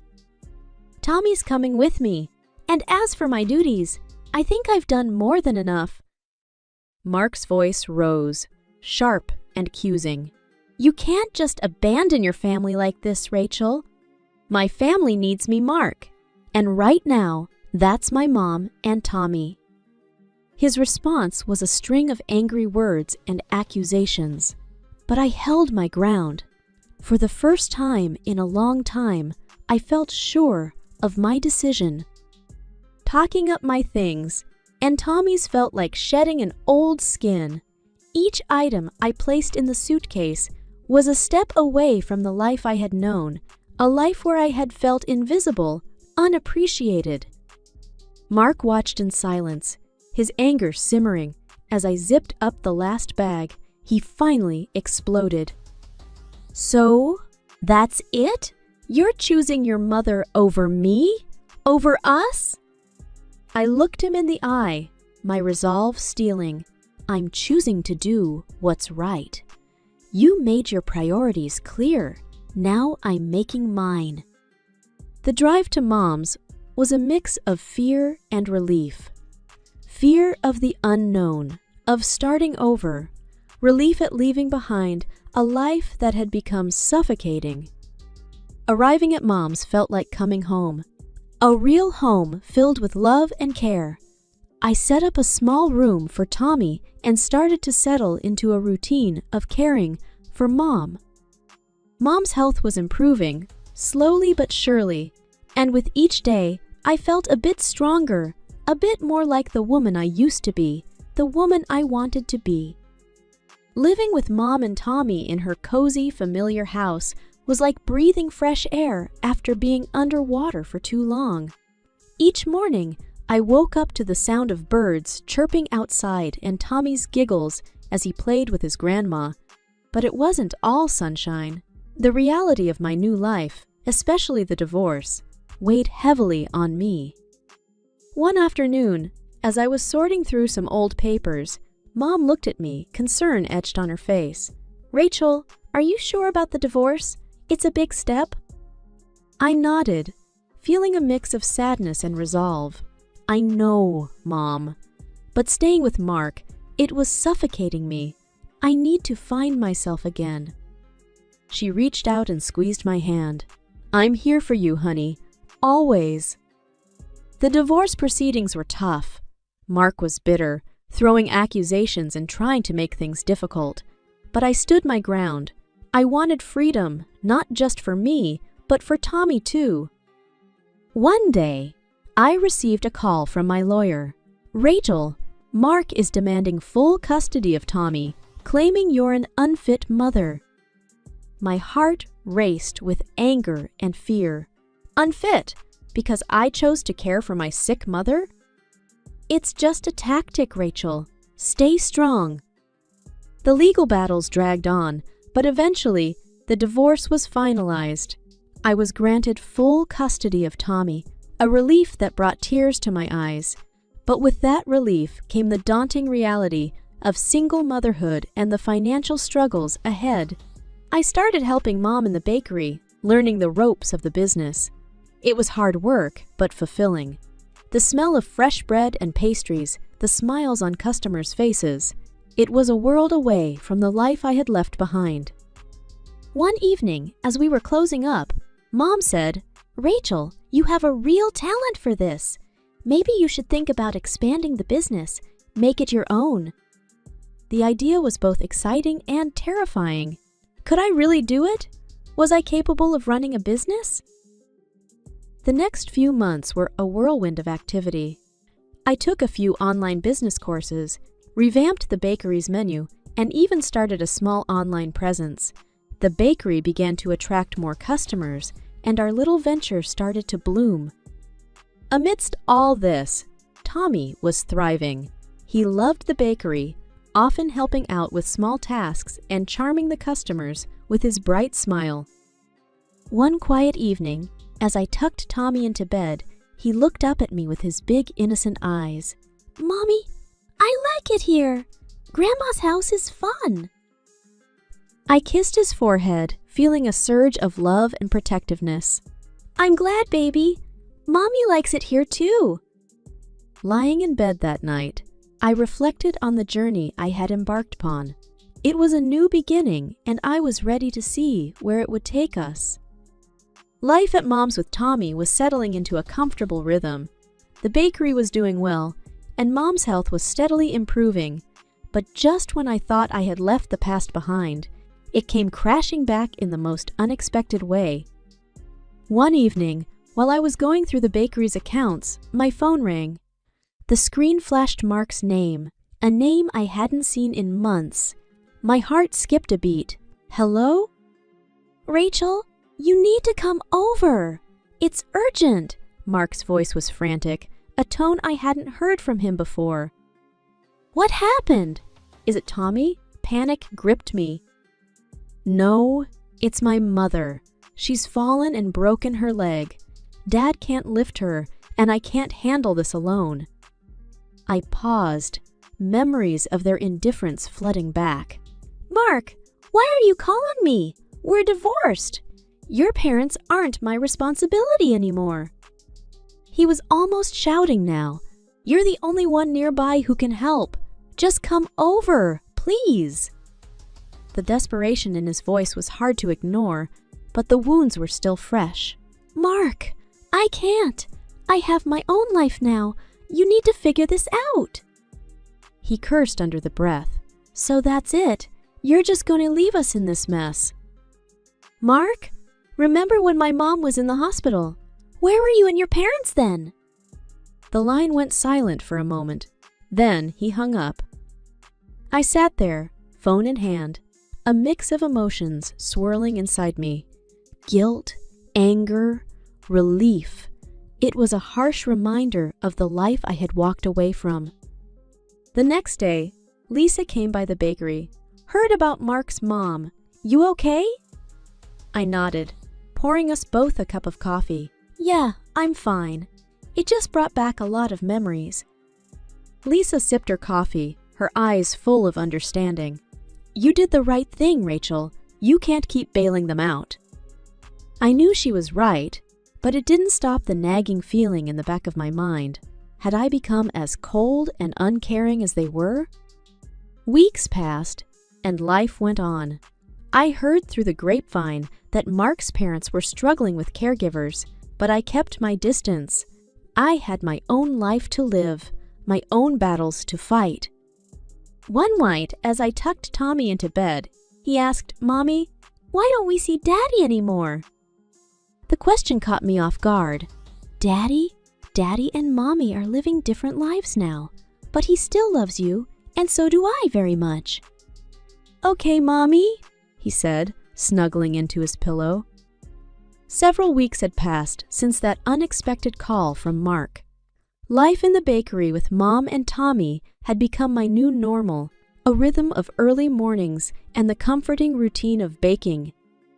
One morning, while arranging the pastries in the display, Mom mentioned casually, "I heard from Mrs. Green that Mark's been having a hard time with his parents." Seems like the nurses they hired don't stay long.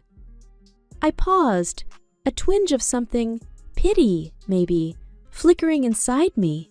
Really? That's tough. Mom nodded. Yes, apparently his mother's temper and his father's complaints are too much to handle. I sighed and continued with my work. Despite everything, I couldn't help but feel a bit sorry for Mark. But that part of my life was behind me now. The bakery had become my sanctuary, a place where I could pour my energy and creativity. The customers loved the new recipes I introduced, and their smiles were my daily reward. As I mixed dough for a batch of bread, Tommy came bouncing in fresh from school. "Mommy, guess what? I got a star on my math test?" I swept him up in a hug, his laughter filling the room. "That's amazing, Tommy! I'm so proud of you!" Mom watched us, her eyes shining with happiness. "You two are my everything," she said, her voice thick with emotion. Later that evening, after closing up the bakery, I sat with Mom, sipping tea. "Mom, this bakery, it's been a blessing. I don't think I could have made it without this place. Without you." She reached over and squeezed my hand. "Rachel, you're stronger than you think. You've made a new life for yourself and Tommy. That's something to be proud of." As I lay in bed that night, I thought about my journey, the pain, the struggle, and the triumphs. I had come out on the other side, stronger and more self-assured. My life had taken a turn I never expected, but I had found happiness in places I never thought to look. I thought about Mark and his parents briefly, hoping they would find their way through their challenges. But my focus was here, with my son and my mother, in the life I had rebuilt from the ground up. Life moves on, and so had I. I had found joy in the simple things, the smell of fresh bread, Tommy's laughter, Mom's stories. I had learned to cherish these moments, knowing they were the real essence of life. As I drifted off to sleep, I felt a sense of peace. I had risen from the ashes of my old life, and I was ready to embrace whatever the future held. It was a crisp morning at the bakery, the air filled with the scent of fresh bread and cinnamon. I was arranging the pastries when Mark's parents walked in, as if they were regular customers. The sight of them took me aback.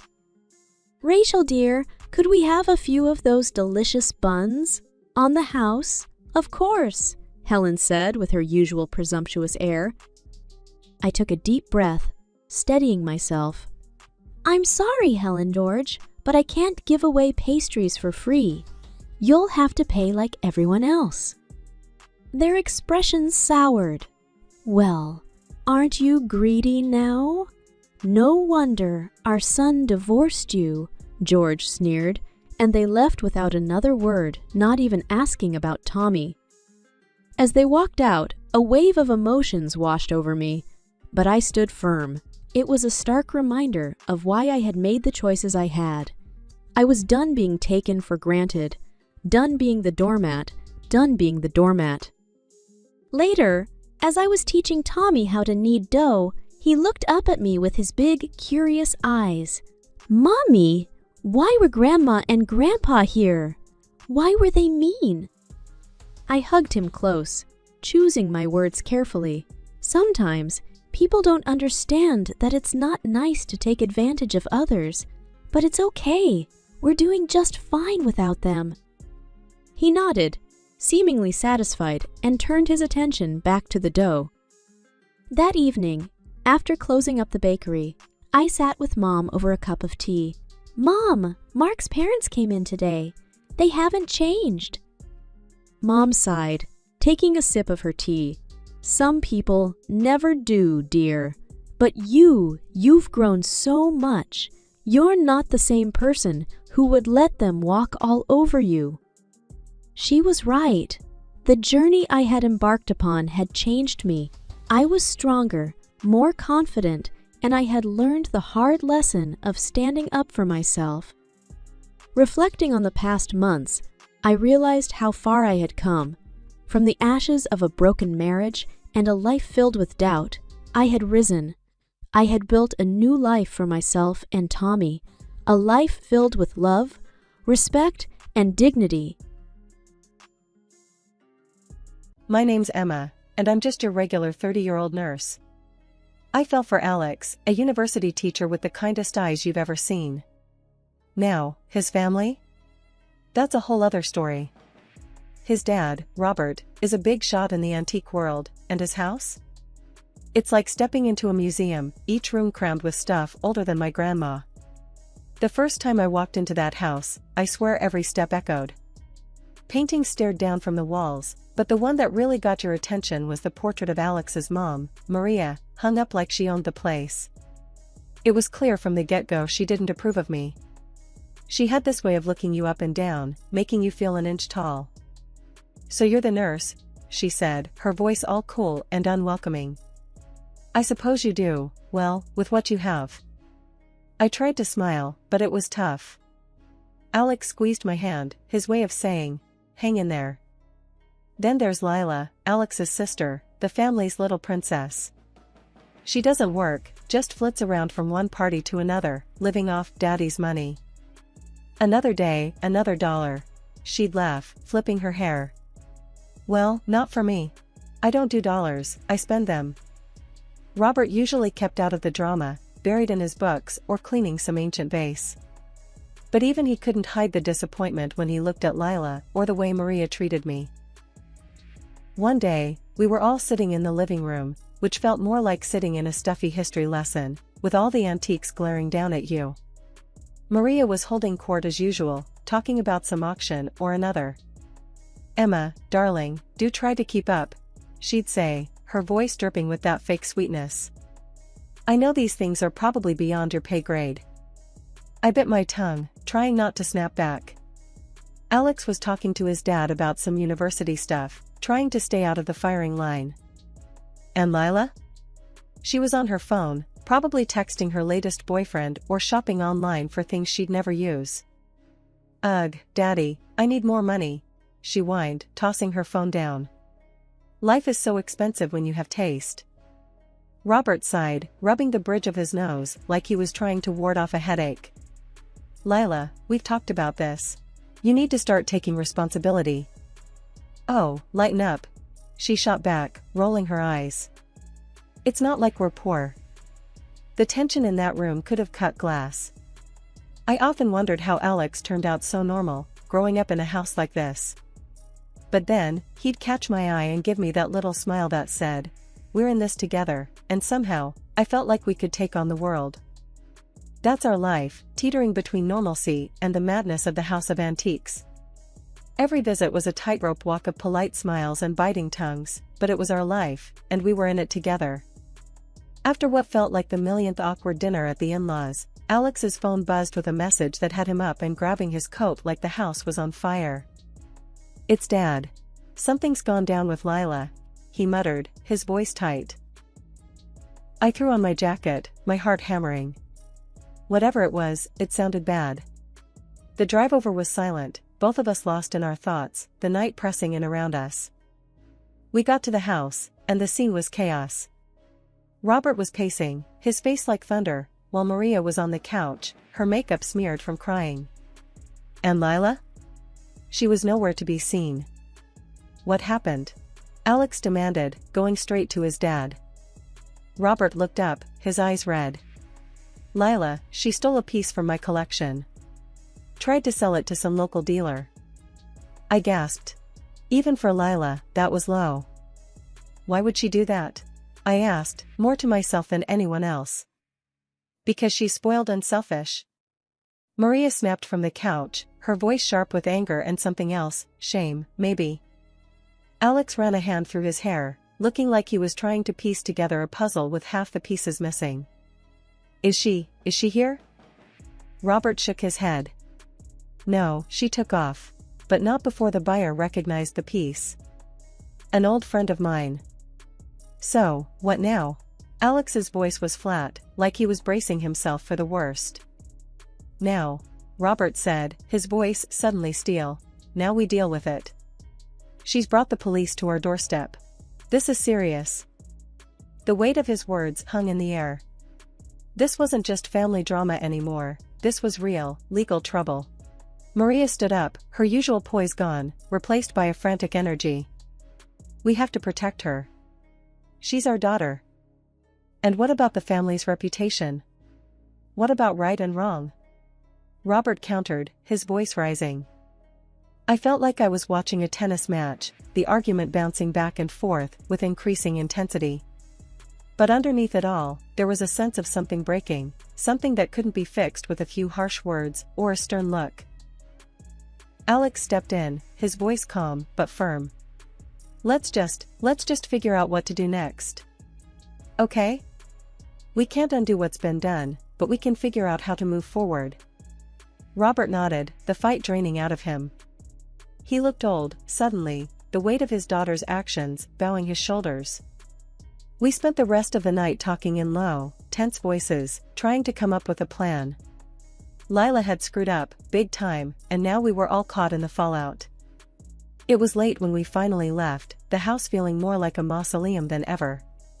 The drive home was quiet again, but this time it was heavy, the air thick with unsaid things and worries about what the morning would bring. I looked over at Alex, his profile lit by the passing street lights. You okay? I asked, my voice small in the car. He glanced at me, a tired smile flickering on his face. Yeah, I'm okay. We'll get through this. We always do. But as we drove back to our little slice of normal, I couldn't shake the feeling that this was just the beginning, that Lila's fall from grace was going to drag us all down with her. And I was scared, not just for us, but for what it would mean for the family we'd tried so hard to fit into, even when it felt like they'd never really let us in at all. It was a regular evening, or as regular as it could be with the recent family drama, when Alex got another one of those calls. I could tell by the drop in his face it was bad. He hung up and looked at me. Dad's kicked Lila out. What? Why? I was shocked. Robert had always been the type to keep the peace, no matter what. He wouldn't say over the phone. We have to go over there. Now. The house felt different as we walked in, like a storm had passed through, leaving everything off kilter. Maria was in the corner of the room, her usual stern demeanor crumbled into something small and fragile. Robert sat like a statue, his eyes fixed on some invisible point in the distance. What happened? Alex's voice was steady, but I could hear the underlying tremor of concern. Robert looked up, his face carved from stone. She did something unforgivable. The word hung heavy in the air, filling the room with a sense of dread. I felt my stomach twist. What on earth could Lila have done? Maria finally spoke, her voice barely a whisper. She tried to hurt Robert. For the inheritance. I felt the blood drain from my face. It was one thing to be a bit of a brat, but this? This was monstrous. Alex looked like he'd been slapped. Hurt him? How? Robert shook his head. Doesn't matter how. What matters is she's no longer welcome here. Not after that. The conversation that followed was a blur of disbelief and anger. Alex and I left late, the house feeling more like a crime scene than a family home. As we drove home, the silence was suffocating. I wanted to say something, anything to break the tension, but the words wouldn't come. Finally, Alex spoke, his voice rough. Can you believe it? My own sister, and Dad, I've never seen him like that. I reached over and squeezed his hand. I'm here for you, you know that, right? He squeezed back. Yeah, I know. It's just, how did it get to this point? How did we not see it coming? I didn't have an answer for him. How do you see something like that coming? How do you prepare for the moment when someone you grew up with, someone you thought you knew, crosses a line so far there's no coming back? We got home and tried to carry on as normal, but the shadow of Lila's actions hung over us. It was there in the quiet moments, the pauses in conversation, the way Alex's eyes would darken whenever his family was mentioned. The days passed, but the tension remained, a constant, unspoken presence in our lives. We were all waiting for the other shoe to drop, for the next disaster to strike. But for now, all we could do was wait and hope that somehow, someway, we could find a path back to something like normal. Or at least, learn to live with the new normal that Lila's actions had forced upon us. The days had started to blend together when out of nowhere, Alex's phone shattered the silence of our morning routine. The look on his face said it all before he even spoke a word. "My dad, he passed away last night," he said, voice barely above a whisper. Shock coursed through me. Robert, with his stoic presence and antique-filled house, gone just like that? It felt surreal as we rushed over to the family home, the place now a stark reminder of what had been. We entered the house to find Maria, not in tears or sorrow, but with a cold, almost relieved expression. Her usual stern face had an added layer of calculation as she received the condolences. As Alex tried to console her, she shrugged off his comfort with a briskness that took me aback. Well, it was bound to happen. He was getting on, and with all the stress lately. Her voice trailed off, not with grief, but an unsettling pragmatism. Throughout the day, as people came and went, offering their sympathies, Maria seemed more concerned with discussing the practicalities of inheritance than mourning her husband. "Without a will, it's pretty clear how things will be divided," she said, her voice sharp and businesslike. "The majority should rightfully come to me and Lila." The way she spoke about the future, her future, with such anticipation was chilling.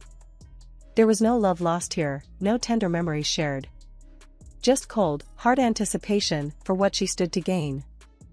Alex was quiet, his face a mask of disbelief and pain. Not just for the father he lost, but for the mother who seemed to shed her mourning like an unwanted coat.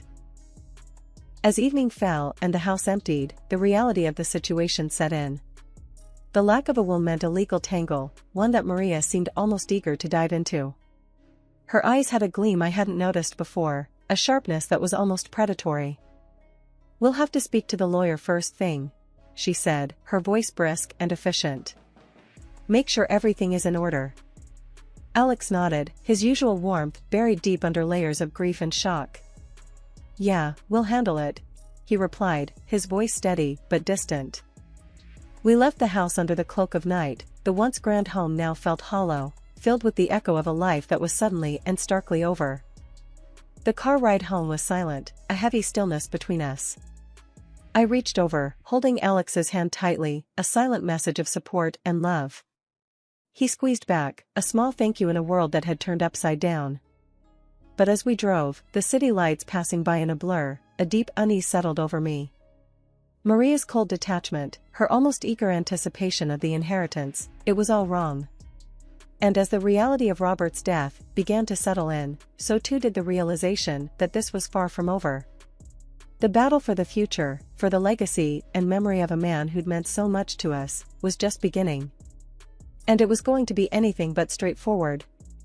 "Emma, Dad mentioned a will not long before he passed. He made it clear I was the main heir," Alex confided in me one quiet evening, a serious look etching his face. "Without it, Mom and Lila stand to inherit most of the estate. We have to find it before they do." The urgency in his voice propelled us to the family home the next day. As we approached, the usual somber grandeur of the house was replaced by a sense of foreboding. We walked in to find a scene of chaos, rooms torn apart, furniture overturned, and papers scattered everywhere.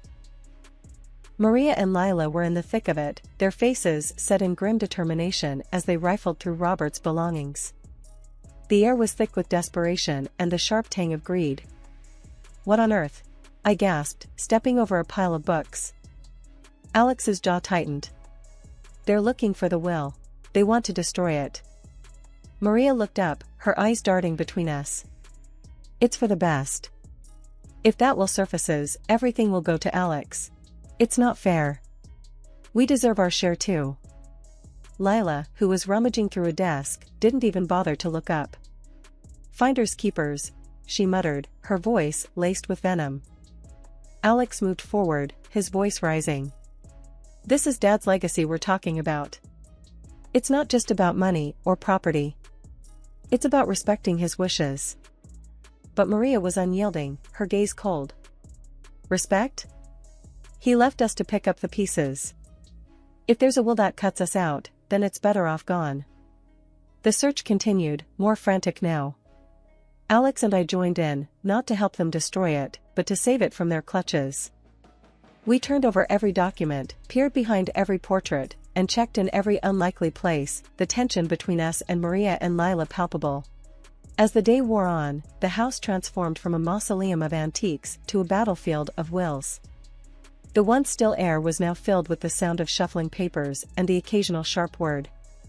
Finally, as the sun began to set, casting long shadows through the windows, Alex paused, his exhaustion written all over his face. "We have to find it, Emma. It's what Dad wanted." I nodded, my hands dirty and my spirit weary. "We'll find it, Alex. We have to." We left the house that day with nothing to show for our efforts, but a growing sense of dread. Without the will, Maria and Lila would indeed inherit the majority of Robert's estate, and the thought of his last wishes being so callously disregarded was more than we could bear. The drive home was quiet, each of us lost in our thoughts, the weight of our failure heavy on our hearts. But the search was far from over. We knew that somewhere, hidden among the chaos and greed, was a piece of paper that held the key to honoring a man's last wishes. And we were determined to find it, no matter what it took. The days since the will's disappearance had been tough and tense. Then, one afternoon, a knock at the door broke the monotony. A courier handed Alex a parcel, his expression unreadable as he turned it over in his hands. "What is it?" I asked, watching the curiosity play out on his face. "It's from Dad," he said, his voice carrying a mix of hope and anxiety. He tore open the parcel to reveal a digital recorder. A message from his late father. We listened intently as Robert's voice filled the room, echoing from the little speaker. He spoke of his final wishes, his love for his family, and his hope for the future. The recording was heartfelt and clear, but as it ended, Alex's face fell into deep lines of concern. "This is it. This is Dad's will and his last words," he said. "But I know Mom and Lila, they won't give up easily. They'll deny everything or twist it to their advantage. We need something more compelling." I thought for a moment, an idea forming in my mind. "What about my sister, the medium? What if we invite her to a memorial for your dad? She could conduct a séance, maybe bring Dad's spirit through. It might just shake Mom and Lila enough to slip up or confess." Alex looked at me, skepticism warring with desperation in his eyes. "Do you think that would work? Would she come?" I nodded confidently. "She'll come. And if anyone can bring Dad's presence back, it's her. It might make Mom and Lila think twice about crossing us if they believe Dad's watching." The decision was made. We'd arrange a somber gathering to honor Robert, a memorial of sorts. But with my sister's help, it would be more than just a remembrance. It would be a chance to bring the truth to light, to confront the greed and deception head-on. The evening of the memorial, the room was draped in a somber ambience, softened only by the dim glow of candles flickering in the corners. My sister, the medium, had an air of mystique about her, draped in flowing robes that added to her imposing presence. As she entered the room, a hush fell over the relatives, their eyes wide with a mix of skepticism and awe. "Thank you for gathering here," she began, her voice steady and commanding. "Tonight, we seek closure and truth from beyond." As the lights dimmed, leaving only the candlelight to dance across the faces of the assembled family, my sister instructed everyone to join hands. I felt Alex squeeze my hand tightly, a silent signal of mutual support. With a deep breath, my sister began to invoke the spirit of Robert. The room was heavy with anticipation, every creak and whisper amplified in the charged silence. Then, at the perfect moment, I discreetly turned on the recording Alex's father had sent us. Robert's voice, clear and unmistakable, filled the room, emanating from a hidden speaker. "My family," the recording began, "I speak to you beyond the grave to settle matters of my estate. There is indeed a will. In it, I have left the bulk of my property to my son, Alex. To my wife, Maria, I leave a modest monthly allowance." Gasps and murmurs rippled through the room. Maria's face turned pale, her eyes wide with shock. Beside her, Lila's expression twisted into one of disbelief and anger. And to my daughter, Lila, I leave nothing. The voice continued, stern and resolute. Her actions, her attempt to poison me, have not only betrayed my trust but have significantly worsened my health. The accusation hung in the air like a thick fog, settling over the room with a weight that was almost tangible. Lila stood abruptly, her chair scraping loudly against the floor, her face a mask of rage and denial. "This is nonsense," she spat out, looking wildly around the room. "But know this," the voice of Robert continued, unfazed by the outburst. "The will is hidden within the house, in a place none would think to look." As the recording ended, the room erupted into chaos. Maria, tears streaming down her face, looked utterly defeated, her earlier composure shattered. Lila was shouting, her words a tangled mess of accusations and denials. The relatives were a mixture of shock and gossip, their eyes darting between the key players of this family drama. Alex stood, his face calm amid the storm. "We will find the will," he declared, his voice cutting through the noise. "And we will honor my father's wishes." The night ended with more questions than answers, the house abuzz with speculation and whispered theories. As the guests departed, leaving behind a trail of uneasy glances and hurried farewells, we were left to ponder the next steps. As we tidied up, the weight of the evening's revelations pressing down on us, Alex turned to me, his expression a mixture of gratitude and determination. "Thank you," he said simply, his hand finding mine. "It's what family does," I replied, squeezing his hand in return. After all that mess with the will and Lila trying to poison her dad, things around the house got real quiet, real quick. Lila took off into the night, scared stiff of the cops catching up with her for what she did. Can't say anyone was surprised. She was always a bit of a wild card, but this? This was something else. Maria, meanwhile, wasn't wasting any time feeling sorry for herself. Before anyone could blink, she started hauling out the fancy stuff from the house, piece by piece. Everything except her own giant picture hanging in the main room. It was like she was trying to grab what she could before the ship sank. But she didn't know what we found stashed behind her portrait. Alex and I were poking around when we found the will hidden back there, all official and legal-like, and some papers that pretty much proved what Lila did to her dad. You should have seen Alex's face when we found it. It was like Christmas came early. Reading the will, it was all there in black and white. Alex was getting the lion's share of everything. Maria was left with just a bit of cash to keep her going every month, and Lila? Well, she got a big fat nothing for her troubles. Maria packed up her bags and left the house, probably off to live a quieter life with her allowance. And Lila? Who knows where she ended up? Hiding out, probably, hoping the cops don't find her. So, there we were, me and Alex, left in this big old house. It felt weird, knowing everything that went down there. But we started fixing it up, making it feel more like ours. Less of a museum and more of a home, you know? One evening, as we were sitting down after a long day of cleaning and sorting, Alex looked at me and just said, "We did it, huh?" "Yeah," I replied, looking around at what was now our place. "We did it. Together." It felt good, sitting there with him, knowing we'd been through the ringer and came out the other side. The house had its ghosts, sure, but it was ours now. And whatever the future held, we'd face it as a team. That's what family does, right? That's what we were now. A real team. I'm Sarah, a 40-year-old mother of two, married to John, a kind-hearted man who's been my rock for the better part of 2 decades. Life's been a roller coaster, but I always say, it's the people in the cart with you that make the ride bearable. That was until my brother Tom decided to take the wheel. Tom's 8 years younger than me, a whirlwind of bad decisions and misplaced priorities. He's the kind of guy who thinks life owes him a living. Mom always said he'd grow out of it, but at 32, he's still the family's pet project. It was a Sunday, the kind that demands a family gathering at Mom's. Her house was our sanctuary, a place where childhood memories lived in every nook. As usual, John, the kids, and I were there, enjoying Mom's famous roast and her stories from a time we only knew through her eyes. That's when Tom burst in, like a storm no one predicted. The door banged against the wall, and in he strutted, a smug smile plastered on his face. He wasn't alone.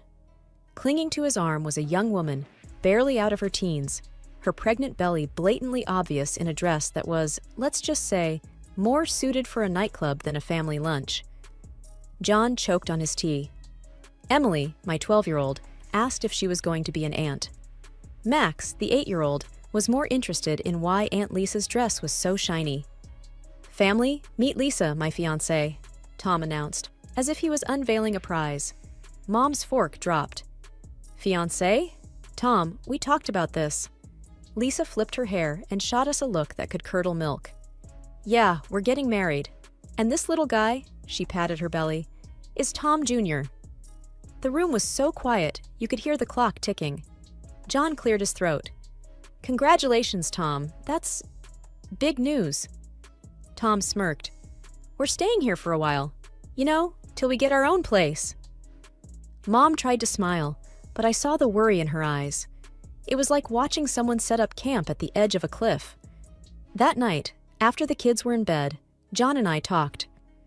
"Sarah, your brother, he's not just irresponsible. He's taking advantage of your mom." I knew he was right. Tom was a tornado, and we were all in his path. The only question was, how much damage would he do before he moved on? The next few days were a blur of Tom and Lisa making themselves at home. Lisa turned the living room into her personal lounge, her feet constantly up on Mom's antique coffee table. Tom spent his days on his phone, laughing at things no one else found funny. Mom was running around, trying to keep up, making meals, cleaning up after them, never getting a thank you. It was like watching someone slowly deflate. One evening, I caught Mom in the kitchen, alone, looking older than her years. "Mom, you can't let them walk all over you." She sighed. "Sarah, he's my son, and that baby, I can't turn them away." I wanted to scream, to tell her she was being used, but I bit my tongue. Family's complicated, and sometimes love means turning a blind eye, even when you know you shouldn't. That's how it began, our new normal. Tom and Lisa, the ungrateful guests, and the rest of us, trying to keep the peace in a house that suddenly felt too small. Little did I know, this was just the calm before the storm. Living with Tom and Lisa turned our lives upside down. Every morning started with Lisa's loud complaints about her backache or her cravings. She'd stroll into the kitchen, still in her pajamas, demanding breakfast like she owned the place. "Sarah, make me some of those pancakes, will you? The baby's craving them," she'd say, not even a please in sight. I'd grit my teeth, trying to keep my cool. "Sure, Lisa, let me just get Emily and Max ready for school first." Tom was no help either. He'd be lounging on the couch, his feet up on the coffee table, glued to his laptop or gaming. "Hey, when's breakfast?" he'd yell, not even bothering to look up. Mom tried to play peacemaker. "Sarah, they're just young. Remember how we were?" I wasn't having it. "Mom, we never acted like entitled brats." But she'd just wave me off, scurrying to wait on them hand and foot. Things got worse as Lisa's due date approached. She'd leave a trail of mess wherever she went. Dishes piled up, laundry forgotten, and there she'd be, on the phone, gossiping for hours. One day, I snapped. I found her in the living room, her feet once again on the coffee table, talking loudly to a friend. And then I told Tom we need a new car, something safe for the baby, you know? I marched in. "Lisa, this isn't a hotel. You can't just expect everyone to clean up after you." She rolled her eyes. "Chill, Sarah. I'm pregnant, remember?" Tom finally chimed in. "Sarah, lay off her. Can't you see she's carrying my kid?" I shot back. "Being pregnant doesn't give you a free pass to be a slob, Tom." Mom came in, wringing her hands. "Please, let's not fight. It's not good for the baby." I looked at Mom, her face drawn and tired. "This isn't right, Mom. You're running yourself ragged for them." But Mom wouldn't listen. "They're family, Sarah. What can we do?" The days dragged on. Tom and Lisa would disappear for hours, leaving Mom to babysit their mess. They'd return with shopping bags, laughing about their day out. One evening, I heard them planning a lavish wedding. "We need the best, babe. It's our day," Tom said, his arm around Lisa. Lisa giggled. Of course! And your mom can help with the expenses, right? I couldn't believe my ears. I confronted them. You're planning a wedding you can't afford and expecting mom to foot the bill? Tom shrugged. Why not? She's got the money. I was livid. You can't keep using mom like your personal ATM, Tom. But my words fell on deaf ears. They just laughed and continued their planning, leaving me fuming. Life in Mom's house had gone from bad to unbearable. Lisa had given birth to a baby boy, Alex, and you'd think that would slow them down. But no, it only gave them more excuses. One morning, I walked into the kitchen to find Mom washing a mountain of dishes. Lisa was sprawled on the sofa, cooing at Alex, while Tom played some game on his phone. Morning, Mom. Why are you doing all these dishes? I asked, trying to keep my voice steady. Mom just sighed. Lisa needs to rest, and Tom's busy. I glanced at Lisa. Busy doing what? Lisa, you can't just leave everything to Mom. Lisa shot me a look. I just had a baby, Sarah. I'm not supposed to stress myself. Tom didn't even look up. Yeah, Sarah, back off. You don't know how hard it is. I couldn't believe it. Hard? You call sitting on your butt all day hard? Mom tried to calm things down.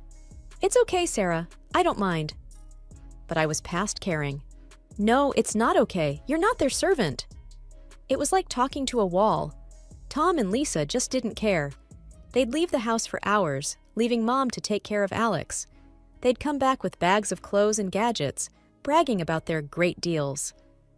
One day, I found a receipt on the table. A designer dress for Lisa, costing more than what most people make in a week. I confronted them. Where did you get the money for this, Tom? And why is Mom paying for your lifestyle? Tom shrugged, unbothered. She's our mom, Sarah. She wants to help. I was furious. Help? You're bleeding her dry. That's when Lisa chimed in, smirking. If she's willing, why not? Besides, what's it to you? I couldn't take it anymore. I had to talk to Mom alone. Mom, you can't keep giving them money. They're using you. Mom just shook her head. I can't abandon them, Sarah, especially not Alex. I tried to reason with her, but they're not even trying to be responsible. Tom's not looking for a job, and Lisa's just spending your money like water. Mom looked away, her voice barely a whisper. I know, Sarah, but they're my children. I have to help them. I felt helpless, watching my family fall apart. Tom and Lisa were like leeches, draining everything and giving nothing back. And Mom, bless her heart, was too kind to see it. I didn't know how much more I could take. The breaking point was near, and I feared what would happen when we finally reached it. Things took a turn for the worse when Mom suddenly fell ill.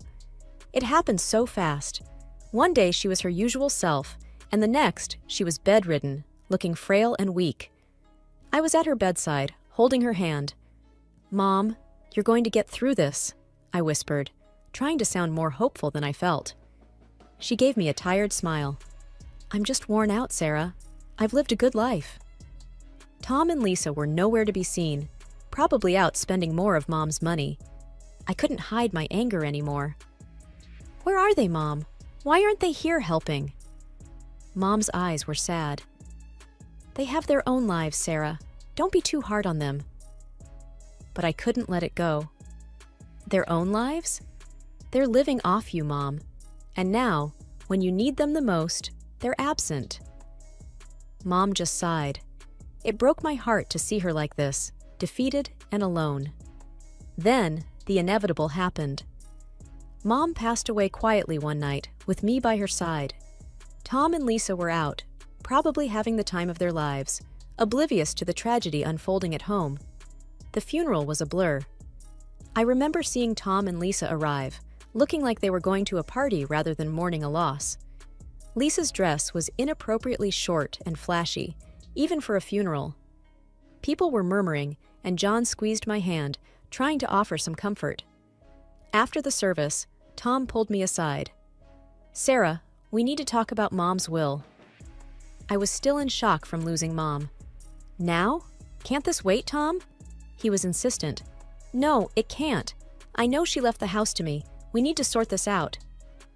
I couldn't believe his audacity. "Tom, Mom just died. Can't you show a little respect?" But Tom was relentless. "This is important, Sarah. I'm her son. I deserve it."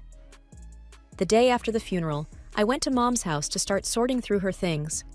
But when I got there, Lisa answered the door with a smug look. "What do you want, Sarah?" she sneered. I was taken aback. "I came to collect some of Mom's things." Lisa laughed, a cold, harsh sound. "Oh, you didn't hear? This is our house now. Tom got everything." Tom appeared behind her, grinning. "Yeah, Sarah. Mom changed her will. The house, the money, it's all mine." I felt a surge of anger and disbelief. "You're lying. Mom would never do that." Tom shrugged. "Believe what you want, but the will is clear. This is my house now." I stood there, on the doorstep of the house I grew up in, feeling like a stranger. The realization hit me hard.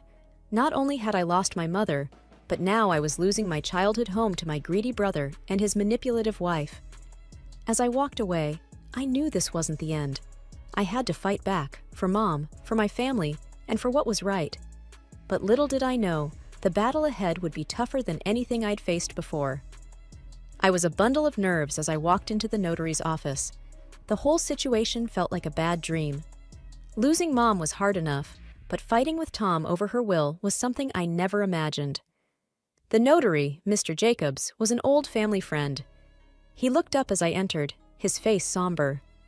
"Sarah, I'm sorry for your loss. Let's get straight to the matter at hand." I nodded, trying to steady my voice. "Mr. Jacobs, Tom says Mom left everything to him. That can't be true." Mr. Jacobs shuffled some papers. "Well, let's see what the will says." Tom and Lisa walked in just then, all smugness and arrogance. Lisa gave me a triumphant smirk. "Ready to lose, Sarah?" I ignored her, focusing on Mr. Jacobs. He cleared his throat and began reading the will. My heart was pounding in my chest. "And to my son, Tom, I leave." I braced myself for the worst. But then, Mr. Jacobs said something that made my heart leap. The sum of $5,000. Tom's face fell. "What? That's it?" Mr. Jacobs continued. "And to my daughter, Sarah, I leave the family home and the remainder of my estate." I couldn't believe it. Relief and disbelief washed over me. Lisa was furious. "That's impossible! She promised us the house!" Mr. Jacobs looked at them sternly. "There's more. It appears your mother made this last will a month ago, after expressing concerns about undue pressure from certain family members." Tom was red with anger. "This is bullshit. She wanted me to have the house." I couldn't help but feel a sense of justice. "Mom knew what you were doing, Tom. She knew you were using her." Tom turned to me, his eyes blazing. "You did this! You turned her against me!" Lisa chimed in, her voice shrill. "We'll contest this! We'll get a lawyer!" Mr. Jacobs raised an eyebrow. "You're free to do so. But be aware, if it's found that there was any coercion involved in the previous will, there could be legal consequences." Tom and Lisa looked at each other, their confidence wavering. I stood up, feeling stronger than I had in months. "Mom saw through your greed. She made sure her last wishes were respected." Tom stormed out, cursing under his breath, with Lisa trailing behind him. I stayed back, thanking Mr. Jacobs. As I left the office, I felt a mix of emotions. Sadness for losing Mom, relief that her last wishes were honored, and a lingering anger at Tom and Lisa's audacity. It was a regular afternoon when Tom stormed into the house, his face red with anger and disbelief. $100,000 for you and just a measly $5,000 for me? How is that fair, Sarah?" I was sorting through some of Mom's papers, but his outburst made me pause. "Tom, that's what Mom decided. You know she always had her reasons." He slammed his hand on the table, making me jump. "Reasons? What reasons could she possibly have to screw me over like this?" I took a deep breath, trying to keep my cool. "Maybe because you and Lisa have been bleeding her dry for years?" Tom's face contorted with rage. "That's bullshit! We deserve that money!" That's when I found it, tucked away in a drawer, a letter from Mom. Her handwriting was unmistakable. I pulled it out and started reading. Tom's eyes were fixed on me, a mix of curiosity and fear. "What's that?" "It's from Mom. I said, my voice steady. She explains everything here. The letter laid it out in black and white. Mom had originally set aside $100,000 each for Tom and me. But as Tom and Lisa's demands for money grew, she started deducting from his share. I looked up at Tom, his face a picture of shock. By the time she wrote her last will, you'd already taken $95,000, Tom. There was only $5,000 left. Tom staggered back, as if he'd been physically hit. No, that can't be true. I felt a surge of anger. It's all here, Tom. Every cent you and Lisa took, it came out of your inheritance. He looked lost, his eyes darting around the room. But I didn't know. That's the problem, Tom. You never knew or cared to know, I snapped, my patience wearing thin. He slumped into a chair, burying his face in his hands. What have I done, Sarah? I put the letter down, feeling a mix of pity and frustration. You've only got yourself to blame, Tom. You chose this path. Tom left the house that day, a broken man. I watched him go, feeling a sense of justice, but also a deep sadness. Our family was torn apart, not just by grief, but by greed and ignorance. The house, once a battleground of family feuds, was now eerily quiet. Tom and Lisa had left, cutting off all contact with me. It was a relief and a curse, leaving me to wrestle with the aftermath of their chaos. As I sat in the living room, staring at the walls that had witnessed so much, my friend Jenna called. Sarah, have you heard about Tom? I braced myself. No, what now? She hesitated. He's been spotted around town, looking for jobs. And Lisa, she's been seen with different men, flaunting around like she's single. My heart sank. And Alex? Their son? No sign of him, Sarah. It's like they've forgotten they have a child. I slammed my fist on the table, fury boiling inside me. They're irresponsible, selfish. They don't deserve a child. Jenna tried to calm me. Sarah, maybe there's something you can do. Her words sparked an idea. You're right. I'll fight for Alex. He shouldn't suffer because of them. The next day, I met with a lawyer, a no-nonsense woman named Miss Rivera. I explained everything, my voice trembling with determination. So, you want to pursue custody of your nephew? Miss Rivera asked, her eyes sharp. I nodded firmly. Yes, he's in a toxic environment. I want to give him a better life. Miss Rivera leaned forward. It won't be easy, Sarah, but if you're ready to fight, I'm with you.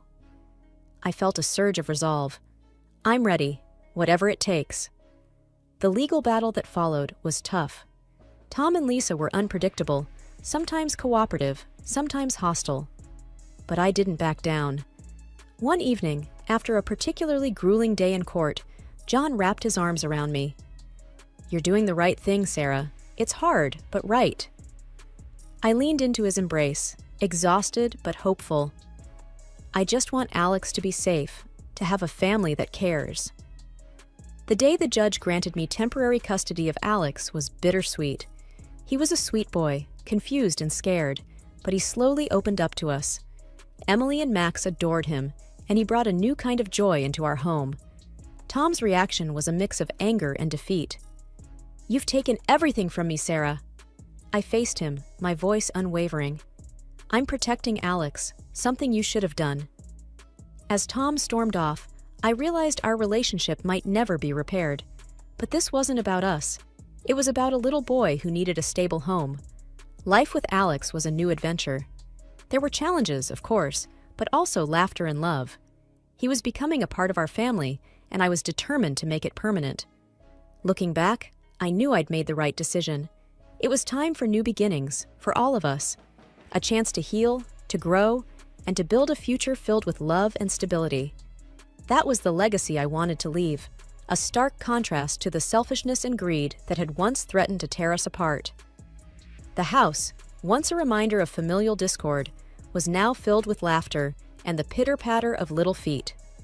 Alex had become a part of our lives, his presence a constant source of joy and wonder. One evening, as we were tucking him into bed, he looked up at me with those big, innocent eyes. Aunt Sarah, am I going to stay here forever? I smoothed his hair, my heart swelling. Yes, Alex. You're part of our family now. He smiled, his tiny hand gripping mine. I like it here. Emily and Max are fun. I kissed his forehead. We love having you here, sweetie. As I walked out of his room, John was waiting, a proud smile on his face. He's really settling in, isn't he? I nodded, feeling a sense of accomplishment. He is. We're giving him the life he deserves. The next day, I received a call from Miss Rivera. Sarah, it's official. The court has granted you full custody of Alex. I nearly dropped the phone, tears of happiness welling up. Thank you, Miss Rivera. Thank you for everything.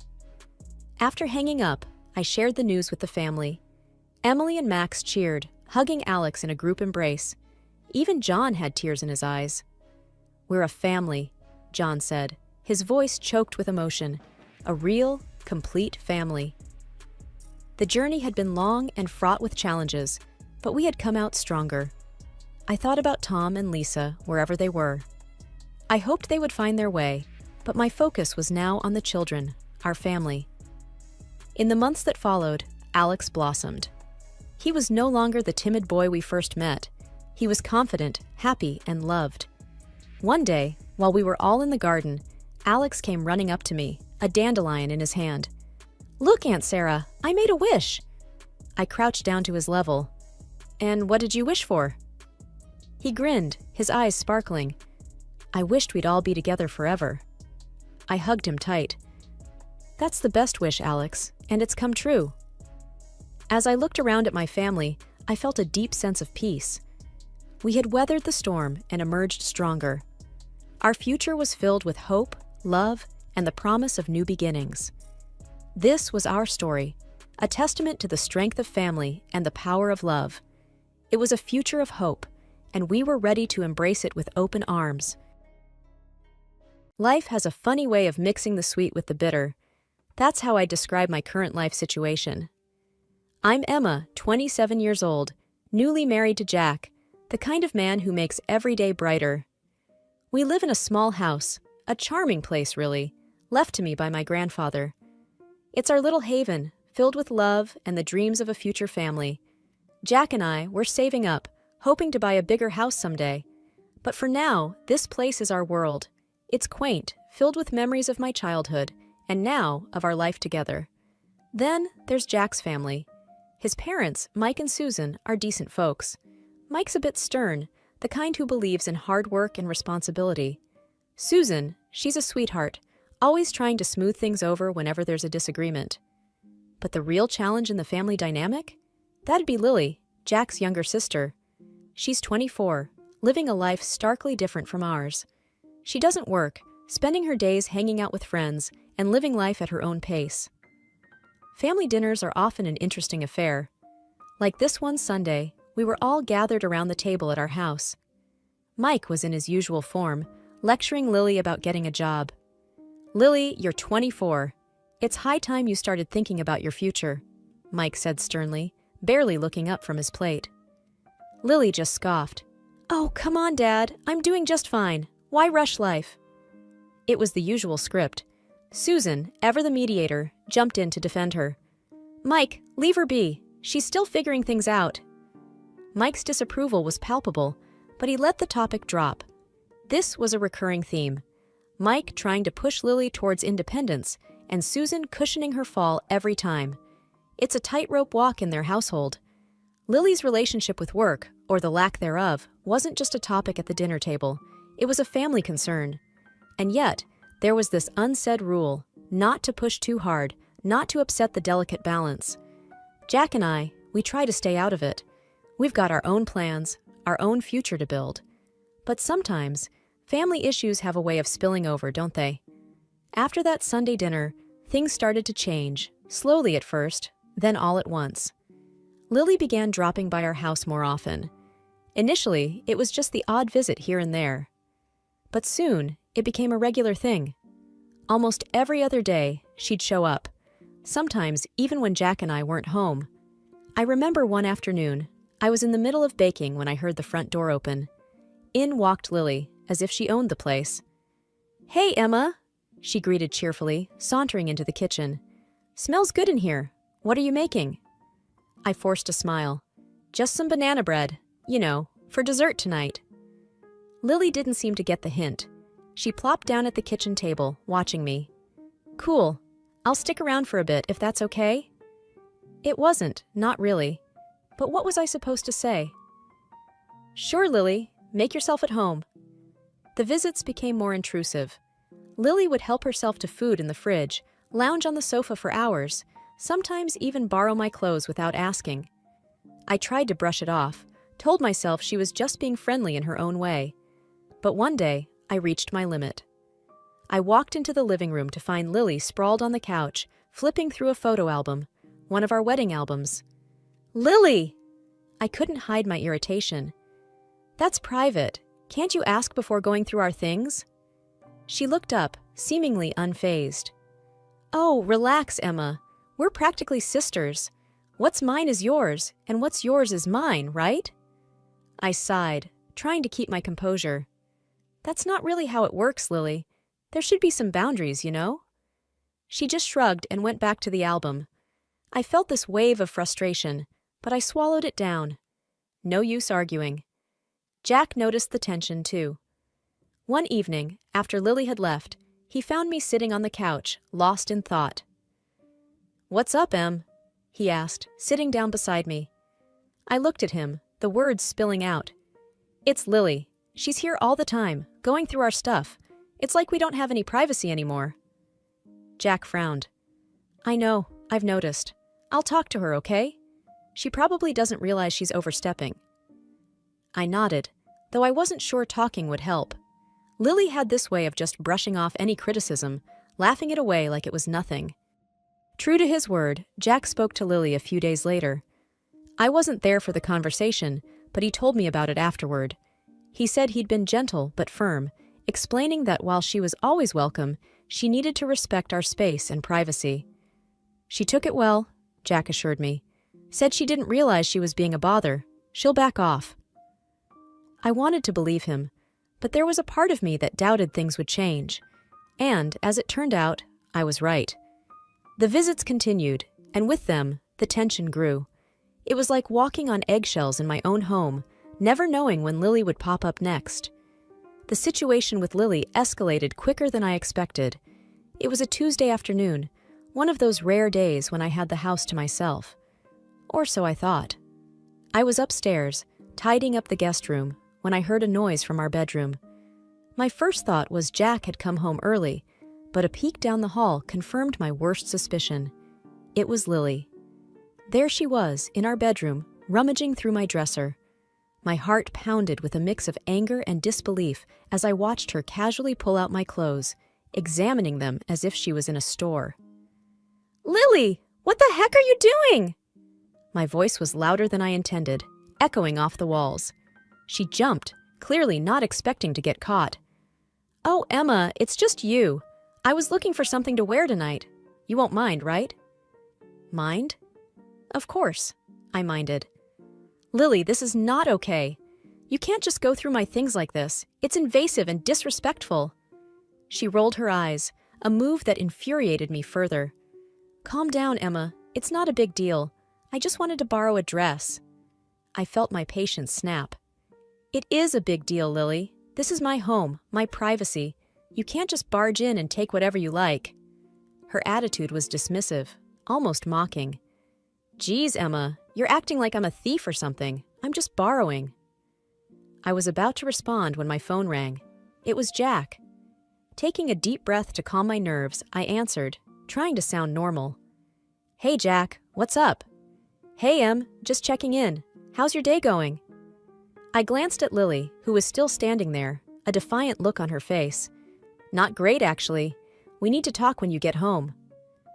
After hanging up, I turned back to Lily. You need to leave now, and don't take anything with you. She huffed, dropping the dress back into the drawer. Fine, whatever. You're making a big deal out of nothing. As she stomped out of the room, I felt a mix of relief and frustration. This was more than just borrowing a dress.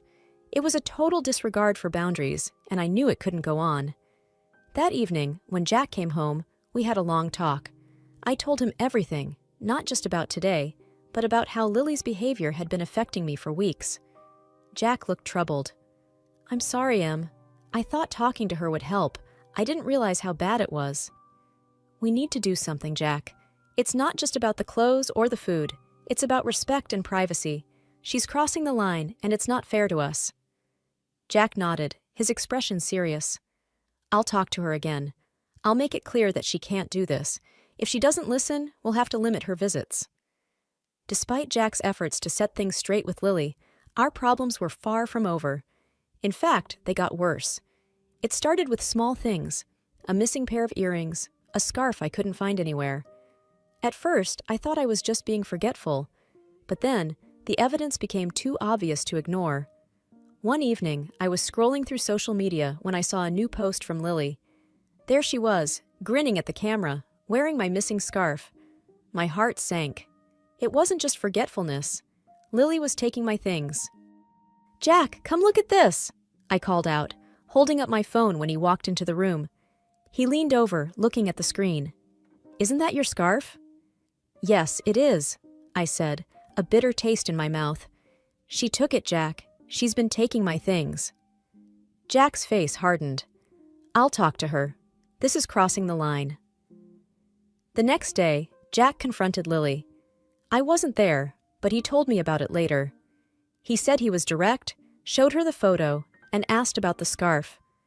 Lily's response was as infuriating as it was predictable. "That scarf? Oh, I must have grabbed it by mistake. I have one just like it." Jack didn't buy it. "Lily, it's not just the scarf. Emma's noticed other things missing too. This needs to stop." Lily shrugged, all innocence. "I don't know what she's talking about. I haven't taken anything." It was a stalemate. Jack believed me, but Lily was in complete denial. What could we do? We had no proof, just a strong suspicion. The situation put a strain on our home life. I felt violated, unsafe even. My own home didn't feel like a sanctuary anymore.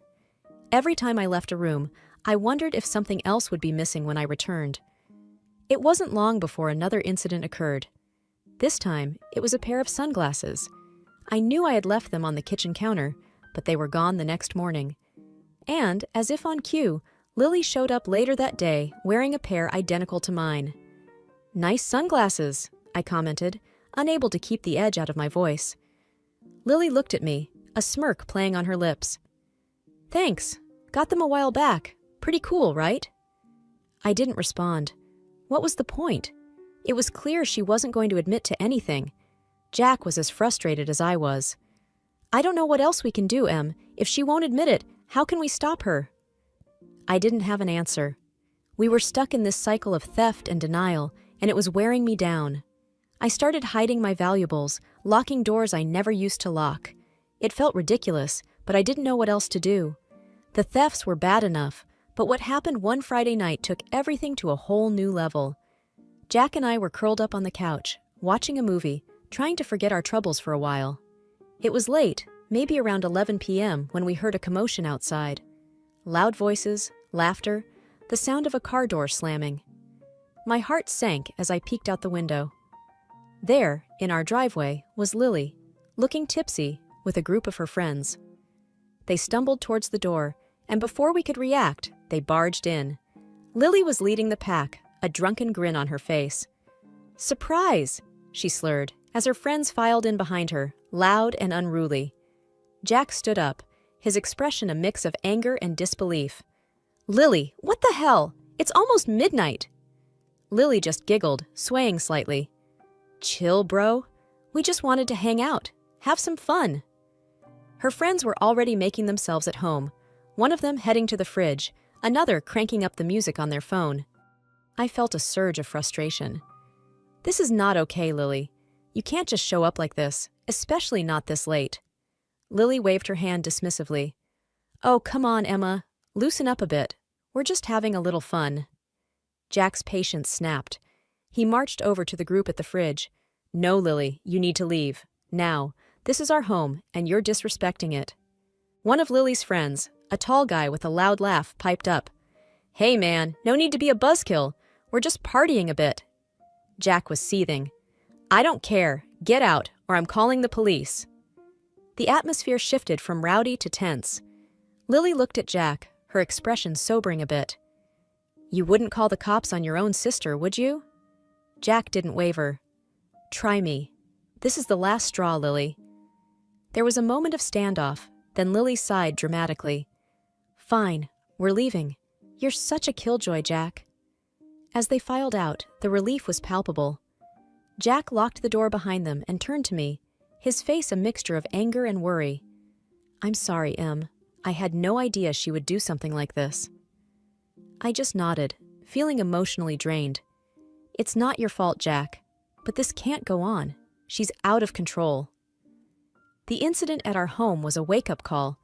We knew we couldn't let Lily's behavior slide anymore, but before we could figure out what to do next, something unexpected happened. My dad, a police officer, decided to visit us for a few days.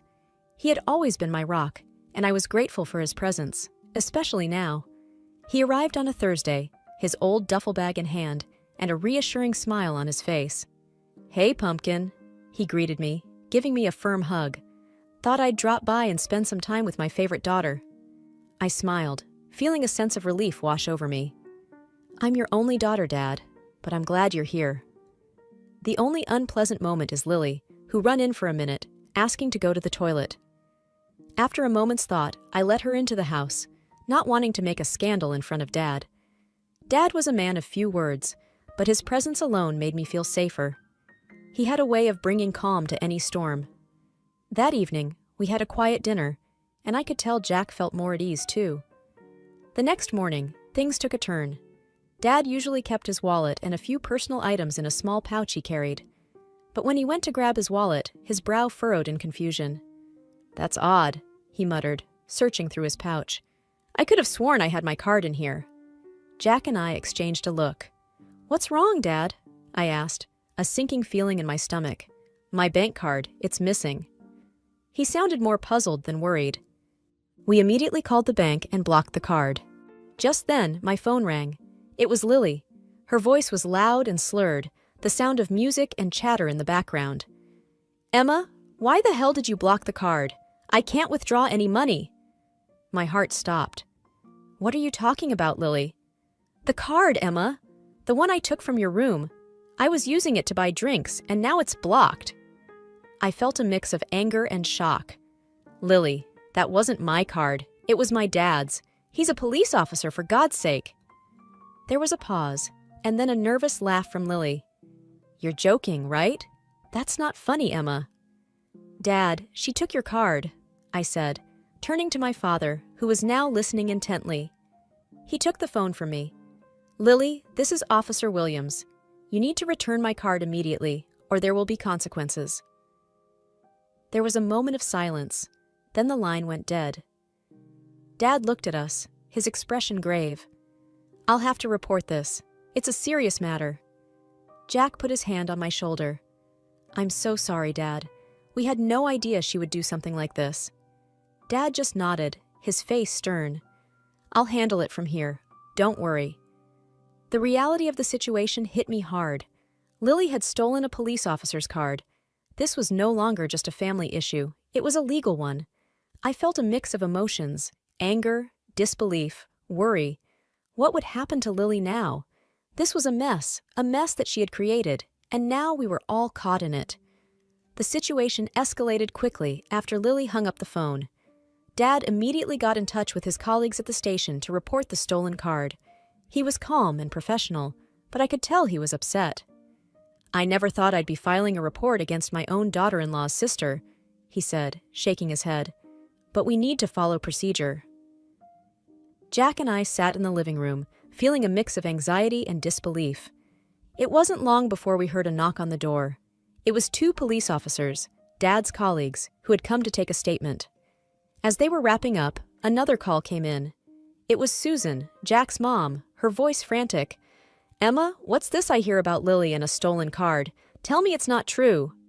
Jack took the phone, his voice strained. "Mom, it's true. Lily took Dad's bank card and used it. The police are involved now." Susan sounded on the verge of tears. "But she's family. Can't you just let it go? She made a mistake." Jack replied firmly. "Mom, it's out of our hands. Dad's a police officer. This is serious." The situation reached its peak later that evening at the police station. Jack, Susan, Mike, Dad, and I were all there. Lily was in one of the interview rooms, looking small and scared. Mike was the first to break the silence. "I can't believe she would do something like this. We've tried to raise her right." Susan was defensive. "She's just a child. She didn't mean any harm." Dad spoke up, his tone even but firm. "Stealing is serious, especially from a law enforcement officer. It's not just a family matter anymore." We were all waiting when Lily came out, accompanied by an officer. Her usual bravado was gone. She looked at us, her eyes welling up with tears. "I'm sorry," she whispered. "I didn't think it would be a big deal." Dad stepped forward. "Lily, you need to understand the gravity of what you've done. This isn't just a simple mistake." Susan rushed to Lily, hugging her. "It's okay, baby. We'll sort this out." But Mike had had enough. "No, Susan. This is where we draw the line. She needs to learn." The officer cleared his throat. "We can proceed with charges, or if the cardholder wishes, he can decide not to press charges this time." Dad looked at me and Jack, then at Lily. "I won't press charges, but this is your last chance, Lily. Any more trouble, and it's out of my hands." Lily nodded, sniffling. "I promise. No more trouble." The incident with the stolen card wasn't just a passing storm in our lives. It left lasting changes in its wake. After Dad discovered the amount Lily had spent with his card, Mike, Jack's father, had no choice but to cover the expenses. It was a hefty sum, and the tension it caused within the family was palpable. We gathered at Mike and Susan's house for what was supposed to be a regular family dinner. But the atmosphere was anything but normal. Mike sat at the head of the table, his expression stern and resolute. "Lily, I've paid back the money you took from Emma's father," Mike began, his voice heavy with disappointment. "But I want you to understand, this doesn't end here. You need to find a job and pay me back every penny." Lily, who had been quiet until then, suddenly erupted. "Pay you back? That's ridiculous. I can't believe you're doing this to me." Mike was unyielding. "It's time you learned to take responsibility for your actions. I'm not giving you any more money." The declaration seemed to push Lily over the edge. She stood up, knocking her chair back. "Fine! If that's how you want it, I'm leaving. I don't need any of you." The room fell silent as Lily stormed out. Susan, tears streaming down her face, stood up to follow her daughter. "How could you, Mike? She's our daughter." Mike's response was firm, yet tinged with sadness. "She needs to learn, Susan. We can't keep shielding her from the consequences of her actions." With a final sob, Susan left the room, leaving a heavy silence behind. In the months that followed, the family dynamic shifted dramatically. Susan and Lily moved out, renting a small apartment. Mike, though heartbroken, stood by his decision, believing it was for the best. Jack and I watched from the sidelines, hoping that Lily would come to her senses. However, occasional glances at her social media profiles told a different story. Pictures of nights out, new clothes, and the same carefree attitude. It seemed Lily hadn't learned much from the ordeal. As for Jack and me, the whole experience brought us closer. We learned the importance of setting boundaries and the value of standing up for what's right, even when it's tough. Our home became our sanctuary once again, a place of peace and respect.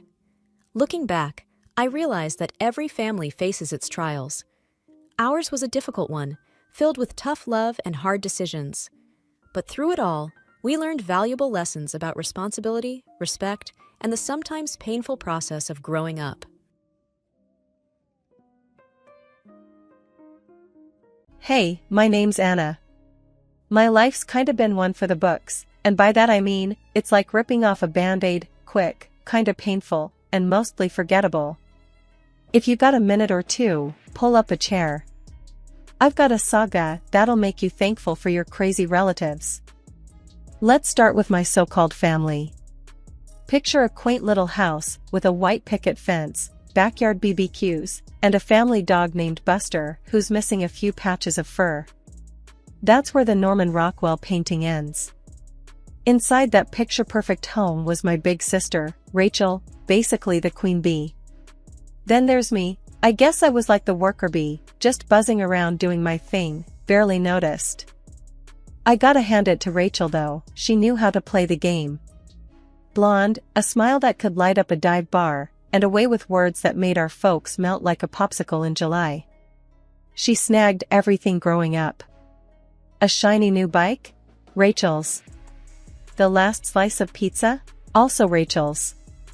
The big, fuzzy sweater I was eyeing for Christmas? You guessed it, Rachel's. And when she turned on the charm, it was game over.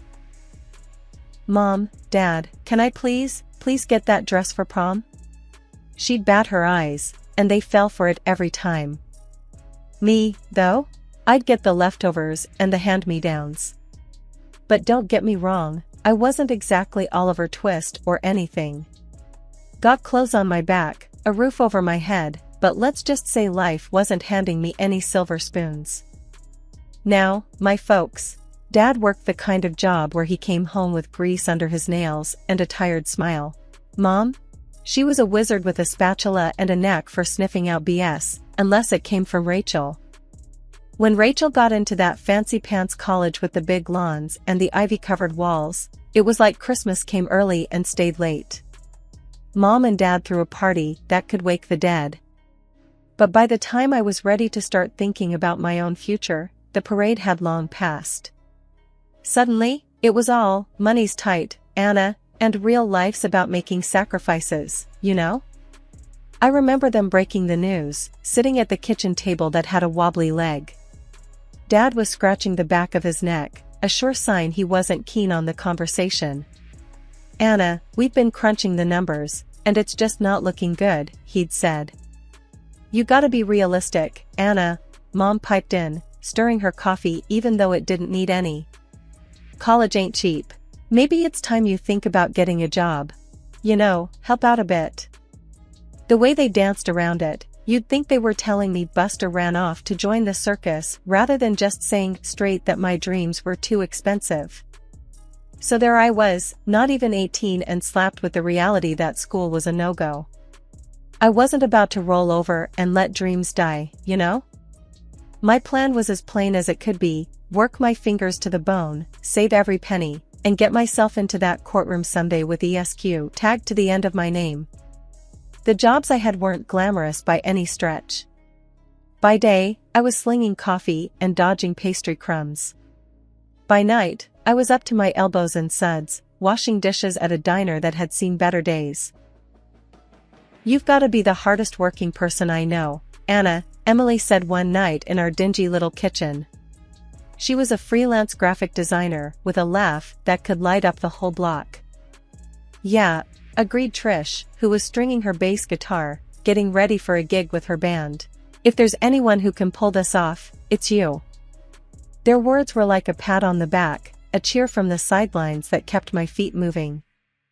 Everything was on track, maybe a bit behind schedule, but what's life without a few delays, right? Then, just like that, it all came crashing down.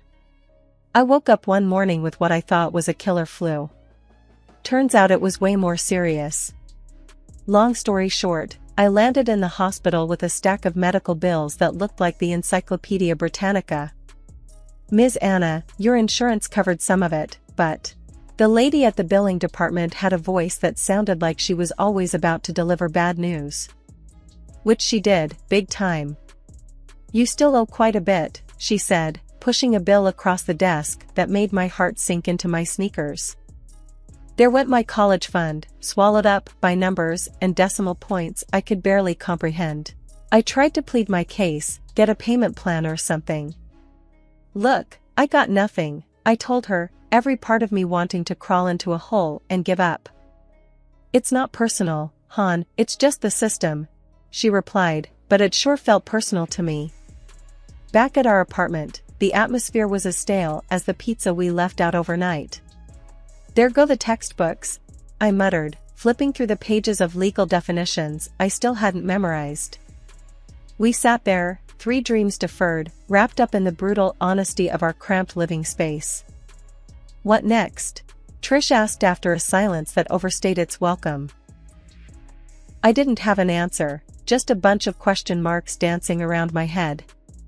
I was back to square one, but somehow it felt like I was even further behind than when I started. Start over, I finally said. What else can I do? I'm not cut out for giving up. It sounded good, but even I heard the quiver in my voice. Both of them nodded, but there was no hiding the worry lines etched deep into the moment. Yeah, I understand our house is too crowded, I whispered into the phone, the words bitter as they left my mouth. Mom didn't see me swallow the lump in my throat or the way my hands shook. You're tough, Anna. You'll figure it out. That's what Dad offered up before he handed the phone back to Mom. The bus stop bench was hard against my back. I sat there, figuring out my next move, while people with places to be rushed past me. Rachel, with her new baby and her picture-perfect life, didn't even come to the phone. Probably didn't want to catch my bad luck through the receiver. Family, right? The guy waiting next to me snorted, catching the tail end of my phone call. He was wearing a jacket that had seen better winters and a 5 o'clock shadow sitting at 8 o'clock. Yeah, family, I echoed, not really in the mood to chat, but there was a solace in talking to a stranger. Hey, don't let it beat you. You look like you've got fight in ya, he said, crinkling the paper bag in his hand. I managed a half smile. Got any tips for sleeping on one of these seats? I joked, but the humor didn't quite reach my eyes. He looked over, squinting as if he was sizing up the bench. Buses run all night. Ride 'em end to end. Safer than a bench. His words hung in the air as my phone buzzed with a low battery warning. Great, add that to the list of today's hits. The bus hissed as it came to a stop in front of us. Its doors yawned open, inviting us to go wherever it might take us. The guy got on the bus, finding a seat among the tired faces of nighttime commuters. I stayed back, bus fare tight in my fist, not ready to commit to just riding around in circles yet. I pulled my suitcase and started walking, the wheels drumming a lonely beat on the sidewalk. The streetlights flickered overhead, and in their stuttering light, I made a silent vow. This isn't how my story ends. Holding on to that thought, I walked through the night. Every step was a defiance, every breath a promise that I would claw my way out of this hole. Come on over, kid. Aunt Marlene's voice came through the other end like it was pulling me out of quicksand. I never thought I'd be so happy to hear that raspy tone of hers. When I got to her place, she didn't waste time on pleasantries or useless small talk. You look like hell, was her greeting as she ushered me in, her hand firm on my back. I spent the first few days in her guest room, trying to piece myself back together. She didn't press me for details. She wasn't the type for cozy heart-to-hearts, but I could tell she was waiting for me to start talking. Finally, as we sat at her cluttered kitchen table, flanked by plants that seemed as tough as she was, Aunt Marlene set down her mug and looked at me with those piercing eyes. What do you want, Anna? Really want? It made me nervous, like I was on one of those makeover shows, and this was the big reveal. But I was too tired to beat around the bush. I want to be a lawyer, Aunt Marlene. My voice carried an edge of desperation I could no longer hide. She nodded, as if she already knew it. If that's the case, she started, tapping her fingers on the table, the clinking sound mingling with the tick-tock of the wall clock. I'll pay for your education. My heart jolted like it got hit by a punch of hope. You serious?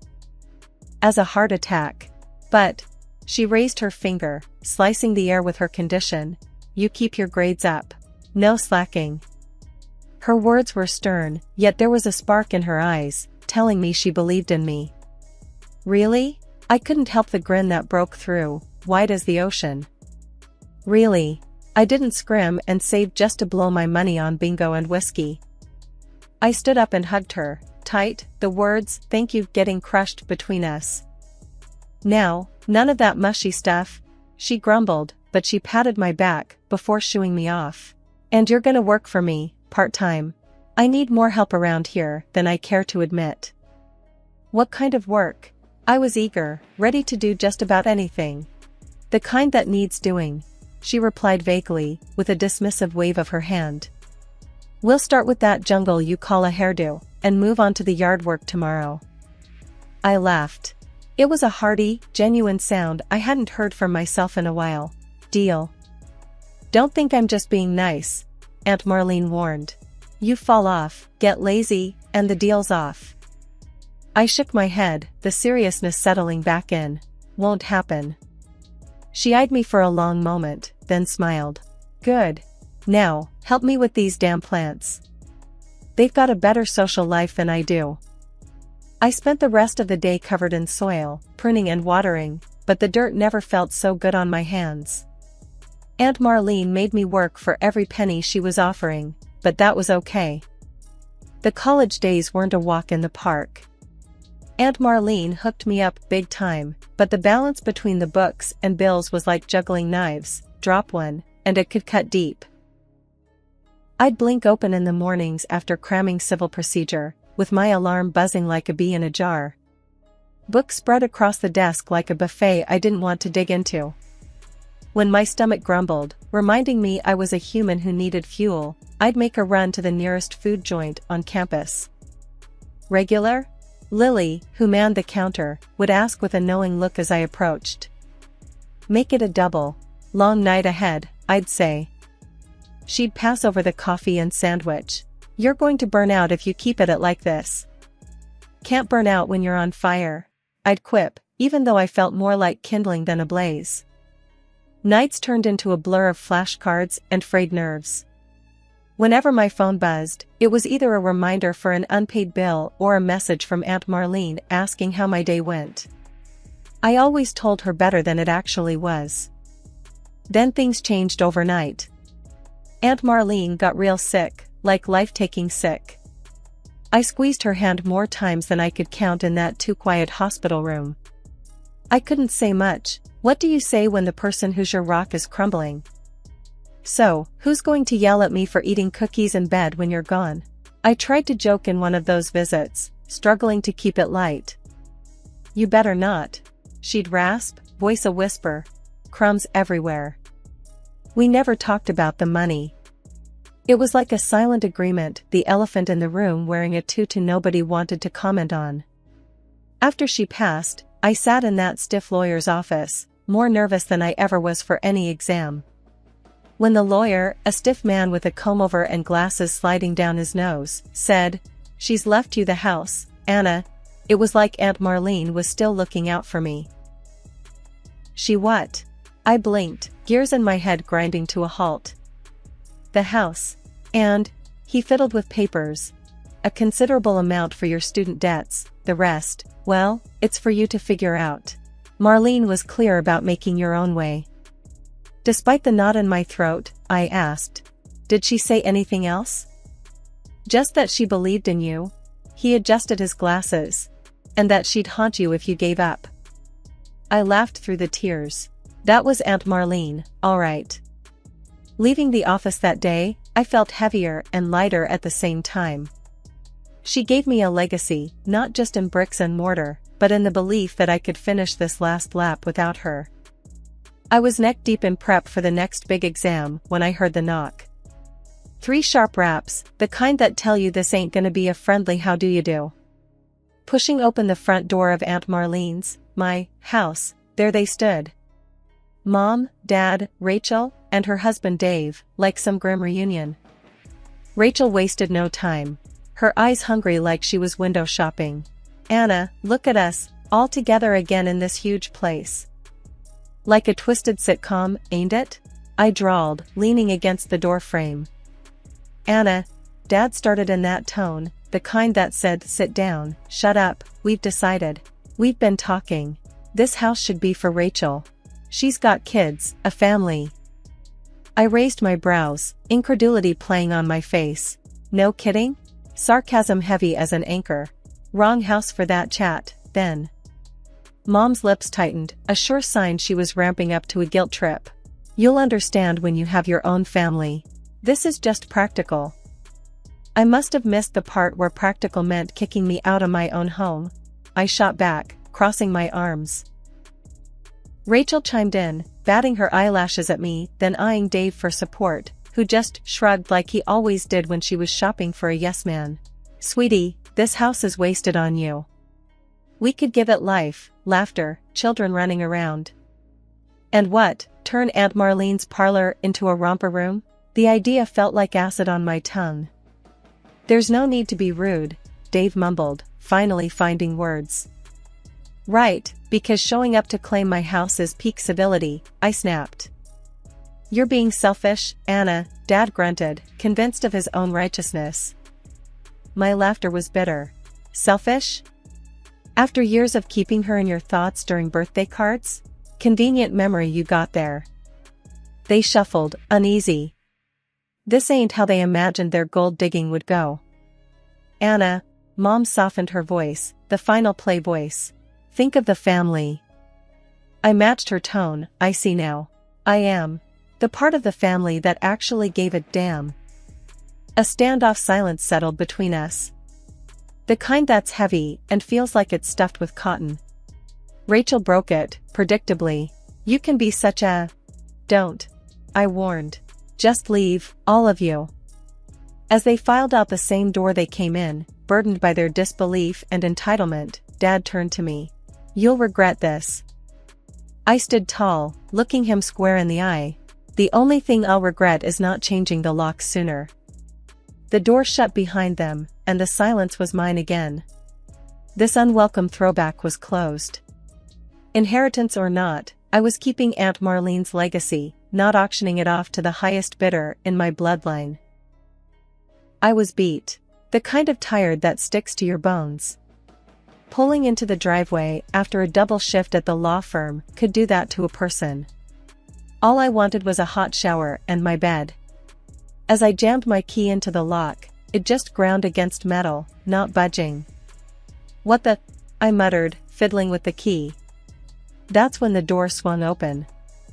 Rachel stood there, little Mia on her hip, and a cocky tilt to her lips. Changed the locks, Anna. Surprise! My eyebrows shot up. Like hell you did. This is my house. Not anymore, she said, bouncing Mia, who seemed blissfully unaware of the adult drama. Anger bubbled up hot and volatile. Watch me, I shot back, already dialing. Her smirk wavered. You're bluffing. With the dispatcher on the line, Rachel's confidence slipped another notch. Yes, my sisters illegally entered and changed the locks on my house, I explained loudly into the phone. Dad's truck pulled into the driveway just as I hung up. Him and Mom got out, tag-teaming like this was some sort of intervention. Anna, be reasonable. Mom started, her eyes moist as if she were in a soap opera. I'm past reasonable, I said, not bothering to hide the edge in my voice. Dave stepped up to me, a good foot taller, trying to look menacing. Come on, Anna, he said, voice low. Don't make a scene. I held up my phone with the recording button clearly on. Say that again, Dave? For the camera? His face turned the color of sour milk.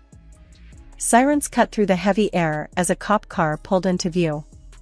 They stepped out, all stern looks and business. What seems to be the problem here? One officer asked. Their bravado crumbled like stale bread. Dad's voice lost a few decibels. It's a misunderstanding, officers. Family matter. Stealing my home's a bit more than a family matter, I said, crossing my arms. The officers looked between us, taking in the scene. They were good at this, shifting gears as the situation unfolded. All right, let's start with some ID, and we'll go from there, one of them said, pulling out a notepad. Reluctantly, Rachel handed Mia to Mom and dug into her purse. The legal tango had begun. They asked questions, we gave answers. Dad and Mom put on a show, but the deed to the house was in my name, signed and sealed by Aunt Marlene's will. Can you prove you live here, ma'am? The officer asked me. Better. I can prove I own it, I said, reaching for my briefcase in the car. The sight of Aunt Marlene's will felt like the first deep breath I'd taken since stepping out of that damn car. The officers read it, their eyebrows lifting and dipping as they took in the legalese. Seems clear to us, the officer said, folding the papers back into the briefcase. I suggest you hand over a set of keys to Miss here. Otherwise, we will have to proceed with charges for breaking and entering, and unlawful eviction. Like pulling teeth, Rachel gave up a set of keys. Mom and Dad hushed up quick, and Dave, well, he looked like he wanted the ground to swallow him whole. The cops escorted them off the property. Mom shot me a look like I'd kicked her kitten, but the law was the law, no room for sob stories. The door closed behind me with a click like the final word in an argument. I leaned against it, the rush of adrenaline making my hands shake. Exhausted, I slouched into the kitchen to make a much-needed cup of coffee. As the kettle boiled, I thought about what my next move should be. The hefty click of the final lock snapping into place felt like the end of a long, bad joke. My house, now fortress, needed just one more thing to be perfect. Maybe I'll get a big, nasty dog, I muttered to nobody in particular. I wasn't much of a pet person, but the thought of some drooling monster that could scare off any would-be family intrusions brought a smirk to my face. Weeks dripped by. The silence from my family's end was louder than any shouting match we'd ever had. No calls, not even a lousy text. Sometimes, deep in the night when the work was done and the quiet was too much, I'd find myself on Rachel's social media page. She had a knack for the dramatic, photos of the kids, all sad eyes and pouty lips, captions nipping at my conscience. Little Timmy sure wishes he had a yard to play in. And Mia's 3rd birthday without Auntie Anna. I'd chuckle every time. Did she think I had amnesia? That I'd forget why I stood my ground and take pity? I remember the days when I begged for money to pay for my studies, and all I got were fancy speeches about responsibility and tough love. I can still feel the cold slamming of the door when I was broke and recovering, and they told me they had no room. The way my own bedrock, my foundation, crumbled to dust beneath me. Nah, my new life was my making. My dues paid in full, my battles fought with no one in my corner. No amount of puppy-eyed pictures would change the history they wish I'd forget. I thought about posting a reply once, something snappy and a bit mean, but why bother? I had work to catch up on, a stack of files on my table that didn't give a damn about family feuds. I had clients who depended on me, and that was the reality I chose to engage with. Sometimes late into the evening, I'd pour myself some bourbon, neat, and sit in my backyard, the backyard they wanted to take from me, and I'd savor the quiet. I'd think about that guard dog again, a big one with a bark that would make my folks think twice before stepping onto the porch. Maybe a Rottweiler, or a Mastiff, something with bite. My phone stayed quiet, a dead limb I'd long since learned to function without. And when I'd finally hit the sack, I'd sleep the sleep of the just, or the wicked, I didn't care which. No ghosts of guilt to disturb my rest, no restless wondering about what-ifs. Just the peace of knowing that from the 4 walls around me to the roof over my head, it was all mine, through and through. The last thing I remember every night was the faint idea of getting that dog. Maybe I would, maybe I wouldn't. But the choice was mine, and that was good enough for me.